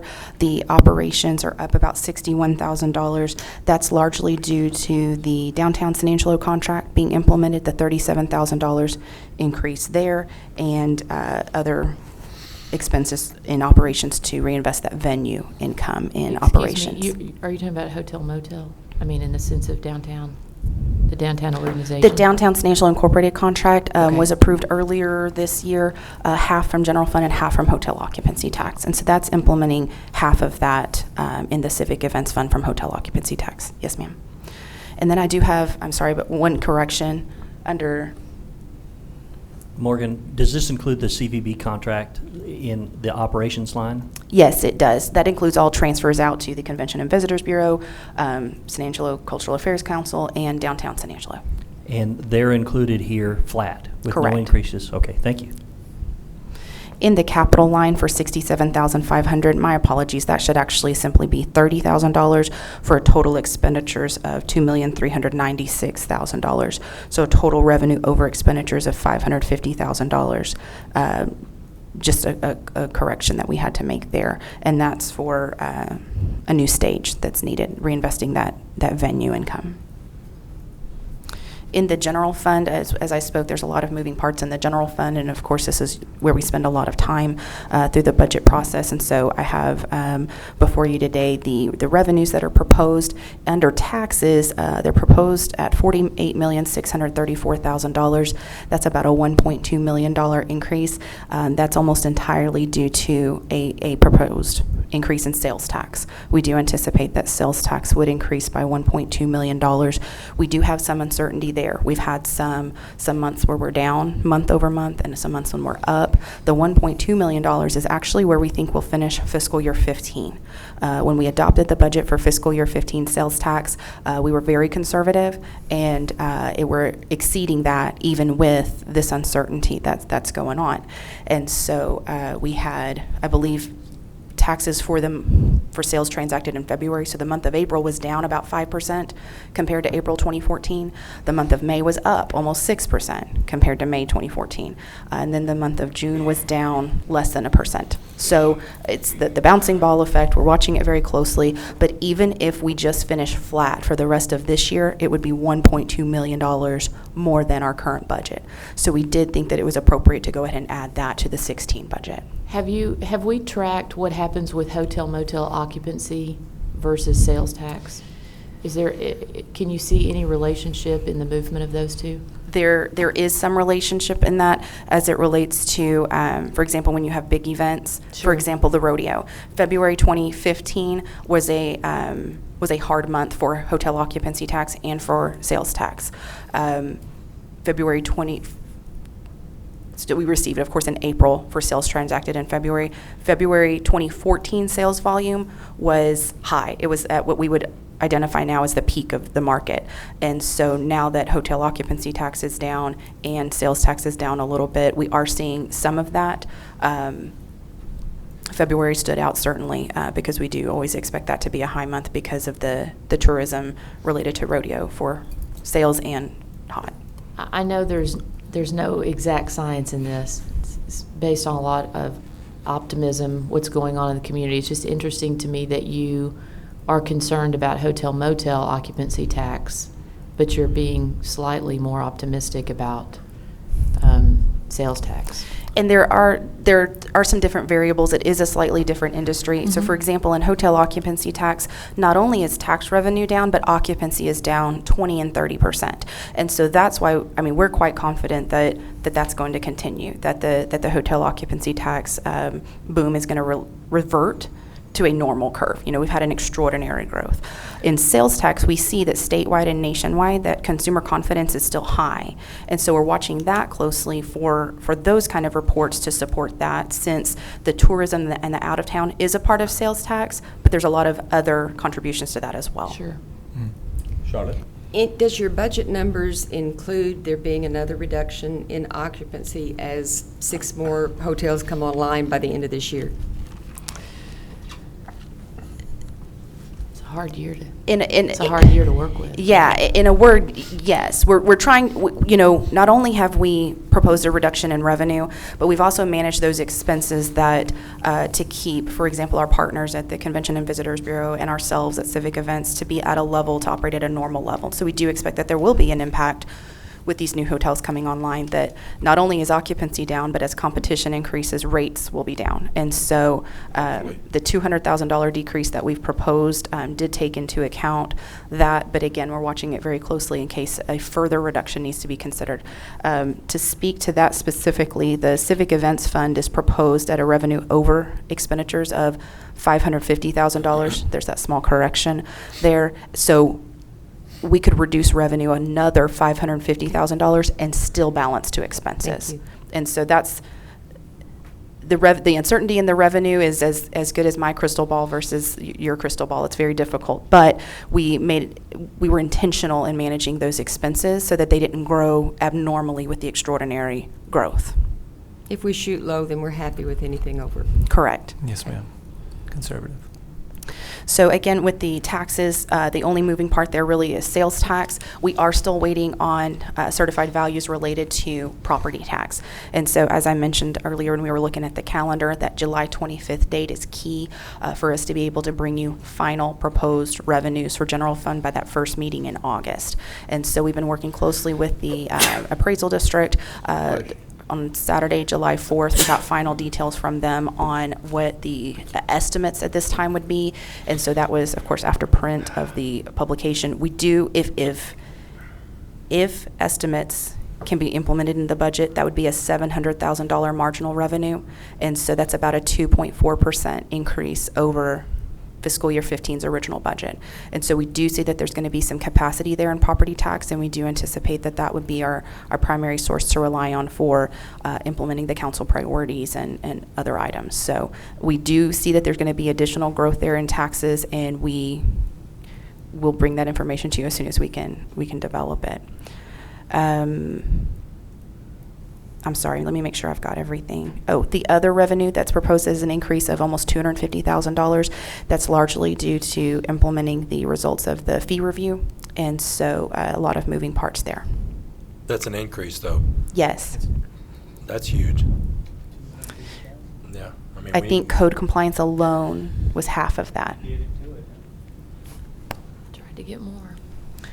In expenditures, you'll see that personnel is proposed at about a $900,000 increase.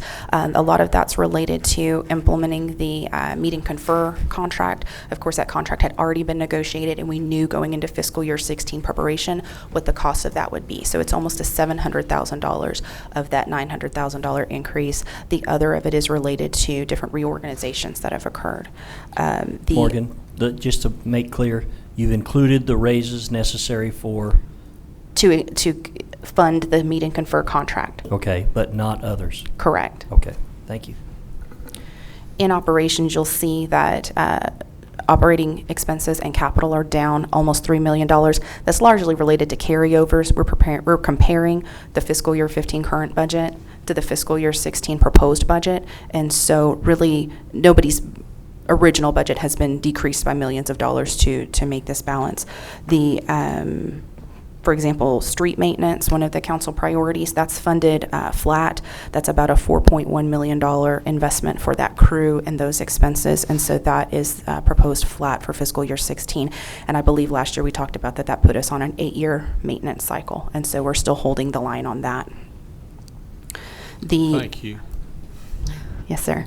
The revenues over expenditures for the general fund are $481,000, and so that together with any marginal revenue from property tax will be available to reinvest in other council priorities and any other items that may come up that may be needed for consideration. For example, we're hearing very early on, we're in the very early development of a potential need for an increase in the contribution to health insurance. We do anticipate that there will be a contribution needed there. We do not have amounts to bring you on that yet. We also, one item of note, last year for fiscal year 15, we reduced pay-as-you-go capital by $1.5 million to be able to reinvest that in street maintenance and meet that council priority immediately. We did not intend for that to be a permanent solution. We hoped that in future years, through revenue growth, we would be able to replenish that pay-as-you-go capital and get that to a level so we can continue to fund capital projects. And so that is not included in the budget at this time. We did not have the capacity to add any amount related to that. And so we do anticipate that for next meeting, for example, we're going to continue discussions of the major funds and start really sharpening our pencil on to what extent can we fund each of the council priorities and each of the other items that need to be considered at this time. That's all I have. Thank you, Morgan. That's all we need to do on that is just discussion. Just discussion. Yes, and sir. For our information. Thank you very much. Stay where you are. H is the first public hearing and consider adopting an ordinance amending permits and inspection fees. So we've been through this process for fee review. We've had lots of discussion as it relates specific to all fees, but specifically to the permits and inspections fees. And so we are on track for implementing those. The fees proposed, these are as directed by the council in the June meeting. And so these 13 items for you, for example, the residential permit, the commercial permit, et cetera, those are the 13 fees as discussed at the last meeting. This is simply the first public hearing of the ordinance to put that into place. Move to approve as presented. Second. Do have a motion to approve as presented. Any council discussion further on this? Public comment on this item? All in favor, please say aye. Aye. Opposed, nay. Nay. Put a 6-1 on that one, Brian. Okay, next is I. First public hearing, an introduction of an ordinance amending and this is a typo, let's correct this. This is a 2014-2015 budget for grants and new projects. Thank you, Mayor. I have before you several items, some housekeeping items that we need to correct. The first, I'll go through these. I'm in the additional information in the background. The first item for consideration is utility billing statements. We're in need of funding that at the level of the minimum amount of the contract plus the increases in postage that have occurred. And so that's a revenue neutral to the general fund of $22,000 in transfer in from water fund for administering that, and $22,000 in expense for the contract to prepare those statements for us. The next item is municipal court public information request. That's related to a change in our accounting process that we've always been collecting this fee in this way, but now we're able to reinvest it in municipal court expenses so they can cover their expenses for these items that come through. So $1,568 there.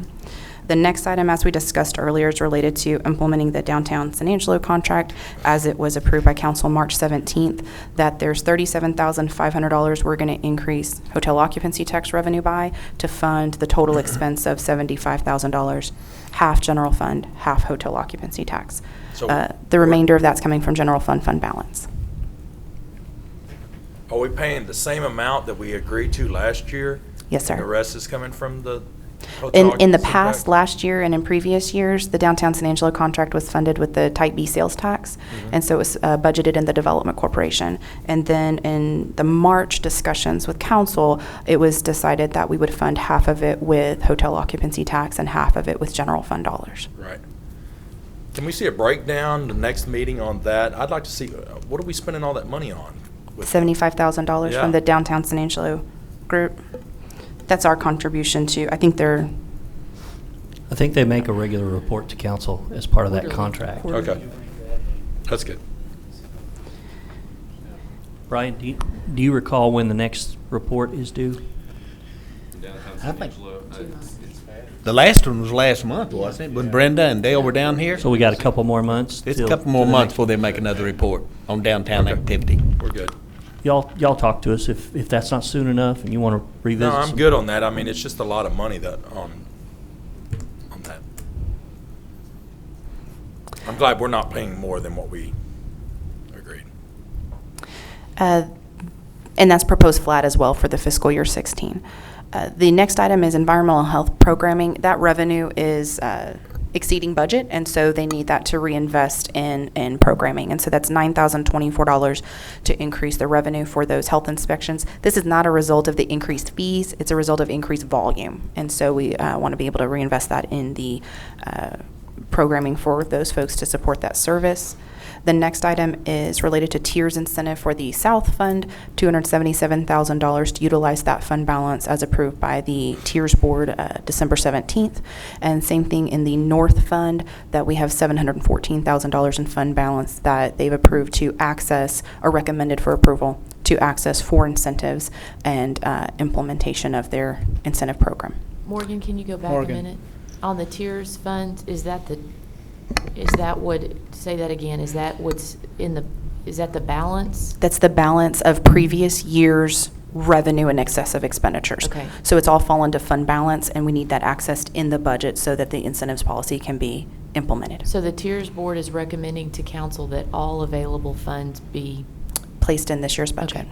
Yes, ma'am. Morgan, on the environmental, you said increase in volume. Is it more businesses coming online, or what's more volume? Yes. In a word. Yes. I guess that's a good thing. It's not an increase in the fee. It's an increase in the number of customers paying these services. One last question on the tiers. Is that normal that we would spend all the money that's in there?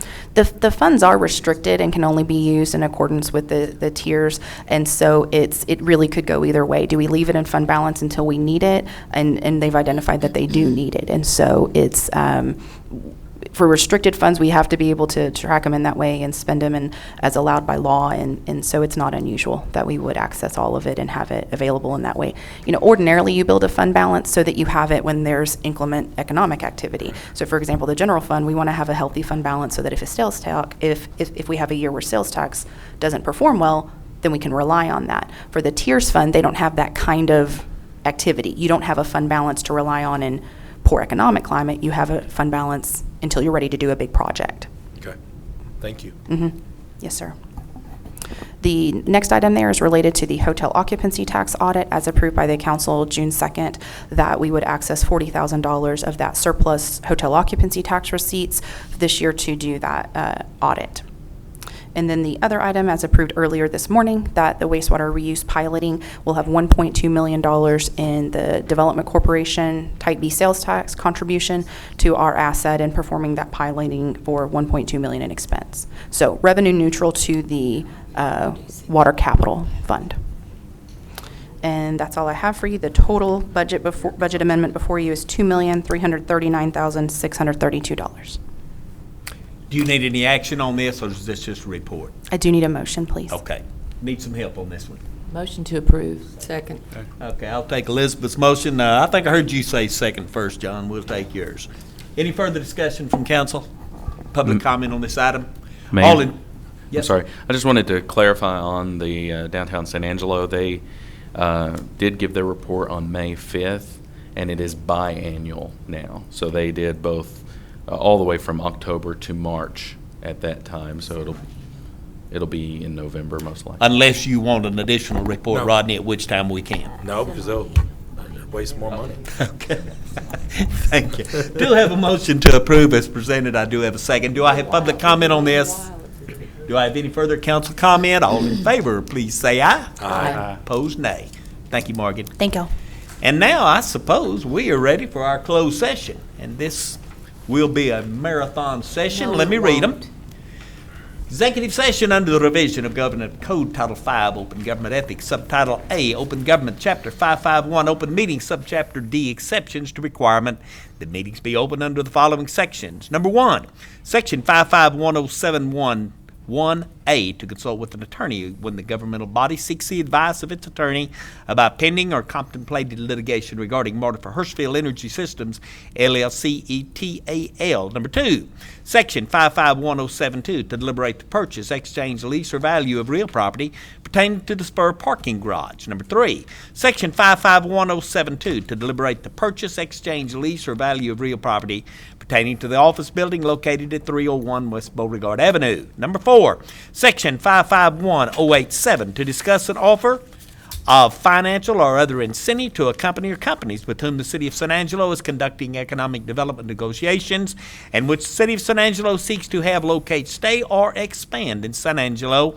One Energy Renewables. And number 5, Section 55107112, consult with attorney on a matter in which the duty of the attorney to the governmental body under the Texas Disciplinary Rules of Professional Conduct of the State Bar of Texas clearly conflicts with this item, and this is, of course, consent item number 5L.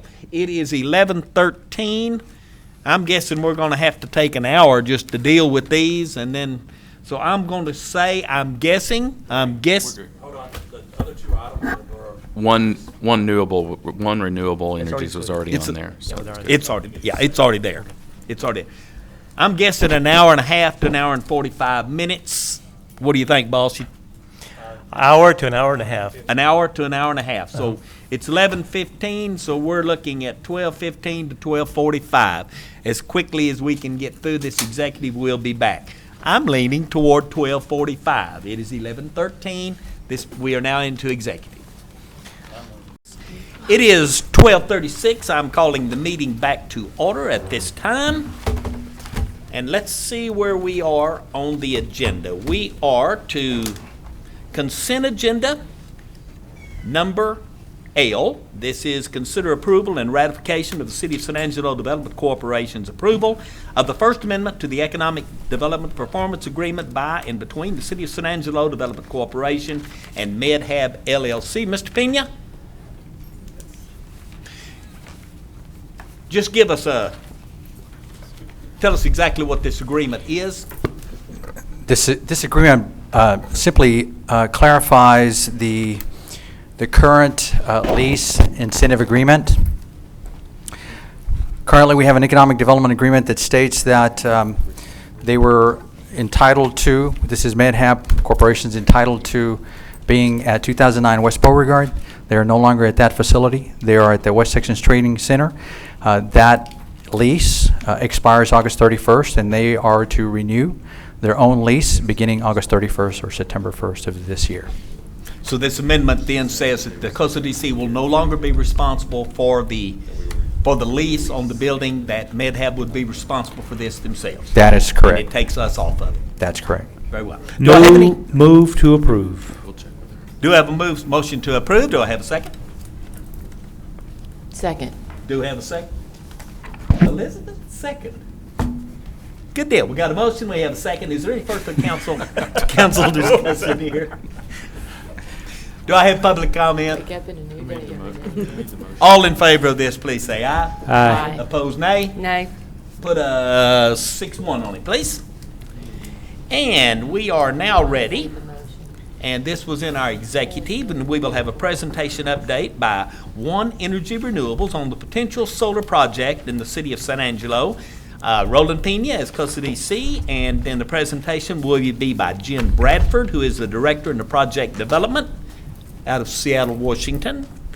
Mr. Pena? Let me just provide a quick update on this project. Back in August of 2014, we brought a lease agreement back to the City Council for execution of leasing 80 acres on city land north of the industrial park. Subsequent to that, we came back last month and we brought an amendment to that seeking an additional 63 acres. We're very excited about this project. It is a solar park project, and with that, Jen Bradford, the Director of Project Development, wanted to come in, provide an update and an introduction to her company and the project itself. With that, I'll turn it over to Jen.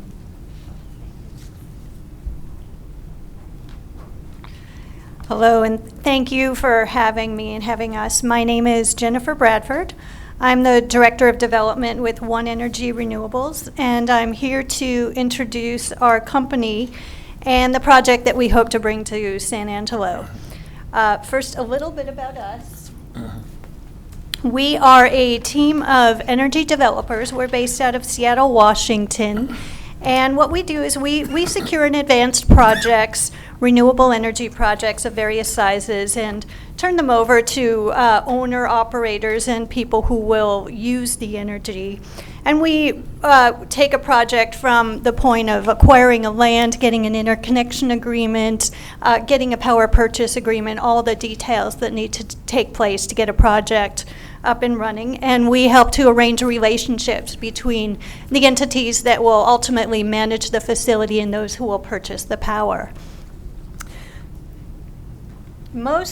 Most of the projects that we develop are in that middle range, so they're in that kind of 4 to 50 megawatt range. So we don't do so much rooftop solar and we don't do the big mega projects, but we like to do projects in that middle size that are well suited to serving local loads and feeding off of distribution grids.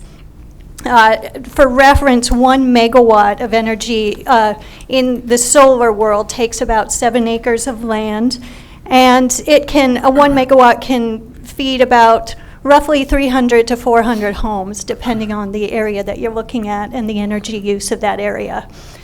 We are also looking, in addition to Texas, which is of big interest to us right now, we look in markets out east, Maryland, New York, and the Northwest. There has been a lot of activity in Texas lately.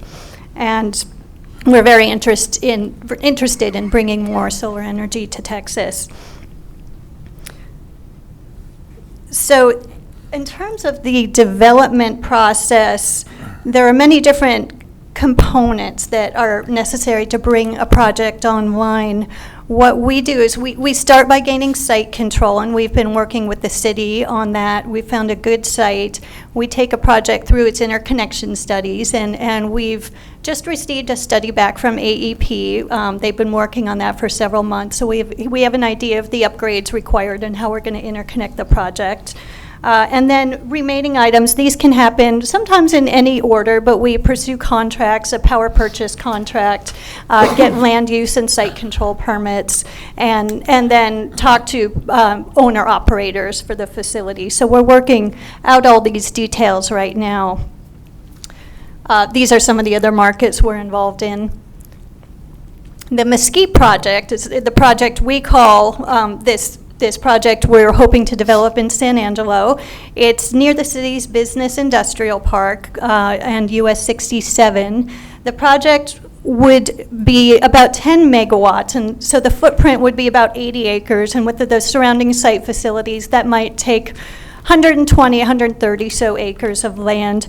We think it's a great location for solar, not just for the solar resource, but the fact that it has good interconnection potential. It's a flat site, and it's located away from major residences. So while solar is generally a low-impact use, this wouldn't have any question of impact since it's not near residential uses. We've walked the site with our surveyors so far, and we've had some discussions with AEP, Texas North. We have been coordinating with Roland, the economic development team, and the city planners about the remaining steps to get the projects into construction. And I'll say the city and Roland and his team have been so helpful and just a pleasure to work with. So we have a few elements to work through, but if all goes well, we hope to start construction by mid-2016, if not earlier. We see this as a project that could be up and running for 20 years with a power purchase agreement. And it would be a great, interesting project to the city and could bring additional benefits like construction jobs. So we hope to keep moving forward, and I'm happy to answer any other questions you may have about the project. That's very interesting. Is this the first one in the state of Texas? No, it is not. There's some very big solar projects a little bit further west of here and some into planning, but I think it will be the first in this area, certainly. That's wonderful. Council, do we have questions? John? Was it Jennifer? Yes. Yeah. So a project like this, then you feed into what grid? The city's grid? How does it work? It's the grid that's owned by AEP, Uh-huh. and ultimately it has an impact on ERCOT and the whole transmission system for Texas. So like most projects of this type and of this size, we do interconnection studies with them. We work with them to make sure that it's not a constraint on the grid or any upgrades that are required. We know what those are, and we are responsible for some of those upgrades. So you said that 1 megawatt will service about 300 homes or so? Roughly. That will depend on the geographic area you're talking about. In some regions where it's hot, people use their air conditioners more, but that's kind of a general benchmark for what a megawatt can serve. So this project would, I'm looking at the output, 19,700 megawatts? Megawatt hours per year. That's a different way of expressing the same unit of energy, but So yes. then we all get free electricity if you're producing that much? Is that- The power still gets sold through a contract, but it doesn't get sold at the household level. Just checking. Yeah. Who generally do you see, though, as the purchaser of the power? It could be, we have sold power to institutions like universities or private companies. Ultimately, we will work either with a utility or a retail electric provider who, they're the ones that deliver or provide energy to homeowners. So we're not delivering it directly to It's not homeowners, a but we direct work through issue. them. Yeah, it's just what you're putting into the grid versus what someone else is pulling out, correct? I mean, so Right, there's right. There's no proximity issue here. It's just it's like brokering the. That's correct. So has on the front end of this, and I understand your developers, it is very interesting. Is there any conversation yet? You're not to the point of selling this. We are having conversations, but we haven't found an ultimate buyer. And that is what your organization will do? That's correct. And what is the federal incentive right now for these projects? Is there still something in existence? Yes. There's a federal incentive called the Investment Tax Credit, the federal ITC. That expires at the end of 2016. So projects that want to benefit from that federal tax credit must be online and commercially operational by the end of 2016. And that's why we'd like to start by mid-2016 at the latest. That should give us enough time to get the project up and running. Construction should not take more than a few months for a project of this size, but we just want to be certain. I have one more. Yes, sir. Jennifer, you mentioned ERCOT and the grid in the same conversation. So in your study for this project, what have you found out as far as, is there a grid complete that taps us into East Texas, or where are we as far as grid goes? Or is that an AEP question? I It don't may know. be a question for AEP, the coordination between AEP and ERCOT. Mhm. So I can tell you, we did our, what's called the interconnection study with AEP. Mhm. AEP also asked us to do a short study to make sure there wasn't an impact of our project on the broader transmission system that's owned and operated and managed by ERCOT. So we did that study as well, and they didn't find an impact. Because I had heard one time that there was a gap, or Yeah. the grid wasn't complete yet, or. We could produce more like wind energy here than actually anyone could benefit from. That Oh. was Oh, we would interesting. hear that five years ago or so. You know, Mhm. we don't know how the infrastructure has changed though. Mm-hmm. Okay. Further questions from council? Do we have any public comment on this? Thank you, Jennifer. That was a very Thank nice you. presentation. I'm very excited about this. Thank you So very much. Keep working with the Roland. Let's get something done here. Thank you very much. All right. In the executive session, there is nothing to talk about on Section 1 about Marta for Hirschfield. There is nothing to talk about on the Spur parking garage. There's nothing to talk about on the 301 West Beauregard Avenue. And we just heard the presentation from One Energy Renewables, and we took a vote on the. No, we didn't. No, we didn't. Yes, we did. No, we On- didn't. On the Rollins, the Medhab, we took a We vote. didn't take a on vote. We can't take a vote. You can't take a vote. We did here. Oh, yes, we Yeah. did it out here. Oh, Yeah, that's not- what I say. not- We've not in- already, not we in- already dealt with this. When we came back into open session, we dealt with this first. No, we didn't. take a weren't- vote. I'm with you. We can't, that's illegal. But we did talk about it in open session, and we did take a vote here and had a 6-1 vote on it. You just made it sound like we took a vote behind Yeah. closed Yeah, it doors. sounded like you said we Yeah, took a that's vote the up there. deal. We did not take a vote. Y'all are up there. confusing me. Get us So all anyway, orange- executive's been taken care of. Get us all orange suits real quick. Okay, so that's consideration possible action on executive. Number B, under 8, is consider approving various board nominations. Fort Concho Museum Board, Sarah Howell, SMD 2, to the first term ending January 2018. I need a motion to approve. Move approval. Second. Do I have a motion to approve? A second. Do I have council discussion? Do I have public comment? All in favor of Sarah Howell, please say aye. Aye. Opposed, nay.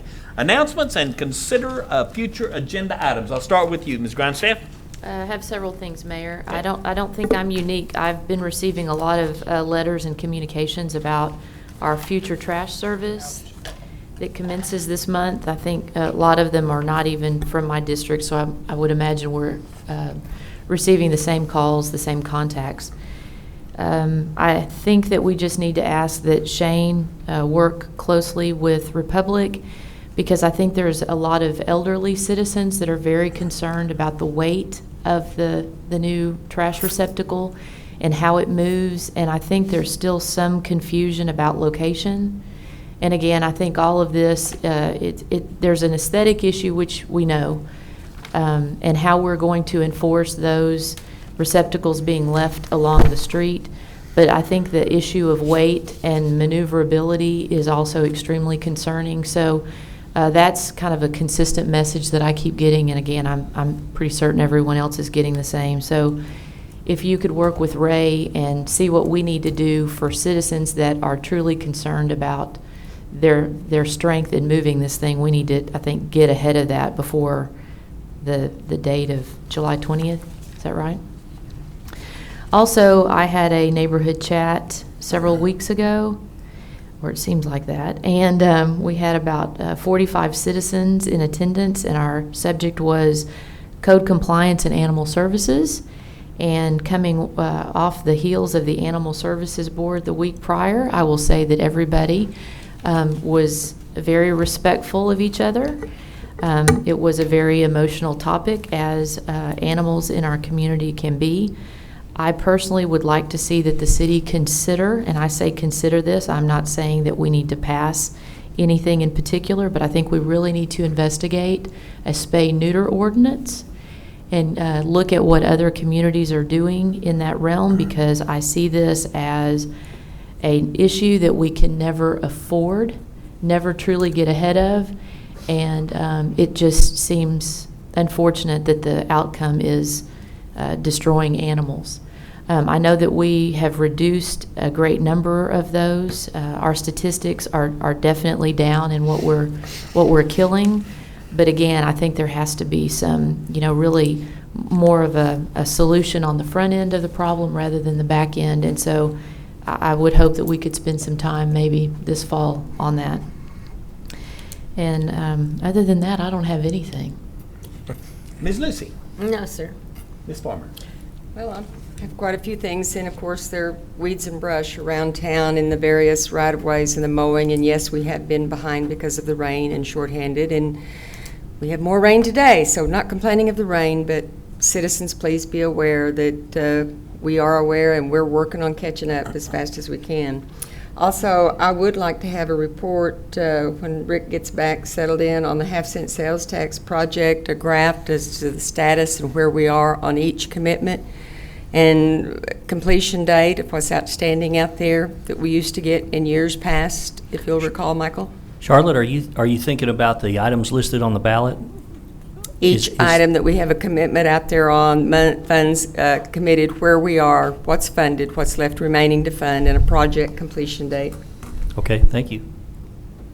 I also would like a data report from the West Texas weather modification for our area. And also, I would like an update as to where we are on the failed street project of recently, as to when we think we might be getting to those in the southwest portion of town. Our resurfacing that failed, as to when we can be looking at getting something done about those streets. I've received quite a few phone calls now that the weather's warming up. Also, I'd like an update from TxDOT on their plans and the improvements in the southwest portion of town, and particularly Sherwood Way, that we met in the fourth floor meeting room and talked about back in February and March of this year, to see where we're at. Then on an update on the non-half-cent sales tax projects, such as any pool improvements, recreation, parks improvements that is slated, where we are, and just a quick note from Carl would be great. Like an update on the Lake Nasworthy parks and recreation area improvements, boat ramps, where we are, what we're waiting on, what we can expect, especially on the boat ramp that was approved some time ago that's still not done. I would also like to invite the Civic Events Board to meet with us next council meeting at lunch to visit with them. And we already have a group cool. assigned for that. So great.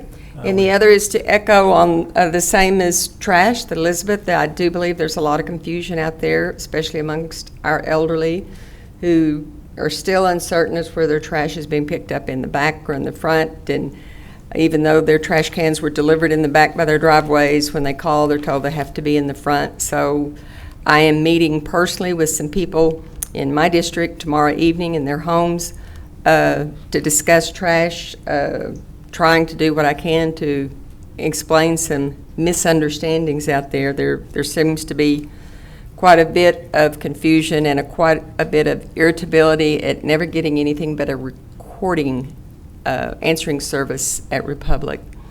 I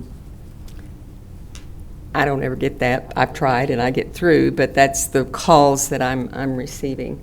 And before I wrap it up, I want to make one comment on a personal note. I had 19 out-of-town family members in town for the 4th of July. And oh, gee, thanks, Angelo. We did such a wonderful job entertaining. They all want to come back next year. But I do want to say that in taking all of the children down to Kids Kingdom and down to the River Stage area on Sunday, I was so impressed with how clean, neat, well manicured everything was in light of the pops and the 4th of July. Carl is to be commended, their staff, because it was just beautiful. And I just think it's outstanding for the amount of people that was in that area over the weekend. And I want to thank our recreation group and our street group for every attention to detail on some of our tourist spots, because it was outstanding. Johnny? The only one thing I have, and I'm glad Shane's out there, I want to reiterate, the intersection of Pulliam and Main, it's a terrible accident waiting to happen. So the idea of the protected left turn signal, I want to just put that bug in your ear again. I don't know where it's at, but it's getting pretty bad. That's just the one I wanted to throw out there. Marty? Nothing at this time. Rodney? Nothing at this time. Okay, well, I have a couple here. First of all, we've already talked about one. I would like to have a discussion, possible action about this $25 late fee on the water bill. I'd like to have that on. Number two, I would like to have a discussion with the Tiers Board to realize just exactly what is council responsibility on these expenditures to Tiers, what Tiers is able to do. So I'd like to have something on here to give us clarification what the Tiers can do and what the council needs to do and what our responsibility. And number three, this is Monique Ching's last day in San Angelo. Oh. And I would like to tell you, ma'am, you have been a breath of fresh air. I have appreciated you. You have really been good. You've been good for San Angelo. I wish you the very best. I understand you're going back to Hong Kong for a month and then going to Boston. That is in northeast Texas, I think. Right up around the Texarkana area, if I'm not mistaken. Close to Dallas. And you will be going to grad school up there or going to school. So you have really been fine. I've enjoyed knowing you. You've done an excellent job. She was the Employee of the Year last year at Standard Times for those that didn't know. But congratulations, and we enjoyed you. Yes. And if there is nothing else, then Mayor, I will I'm sorry. I just wanted to clarify, this coming meeting, we're going to have a meeting with Costa DC at lunch. In August, we're going to be meeting with the ZBA, so I'll get the Civic Events Board and Tiers coming up the next set. Mayor, as far as the Tiers Board, do you want to meet with the Tiers Board? Or you No, just want I'd to rather- report I just- and we discuss as far as the bylaws? I just want to know what the bylaws are with Tiers, what the Tiers Board is able to do, what their responsibilities, what the responsibility is of the city council, because we're ultimately responsible for every expenditure. I'd just like to talk to Tiers and have an update so that we know exactly where we are. We've done this with Costa DC. Let's do it with Tiers so that we know where we are. And if there's nothing further, I will entertain the Move very for last adjournment. motion. Second. All in favor say aye. This meeting's over.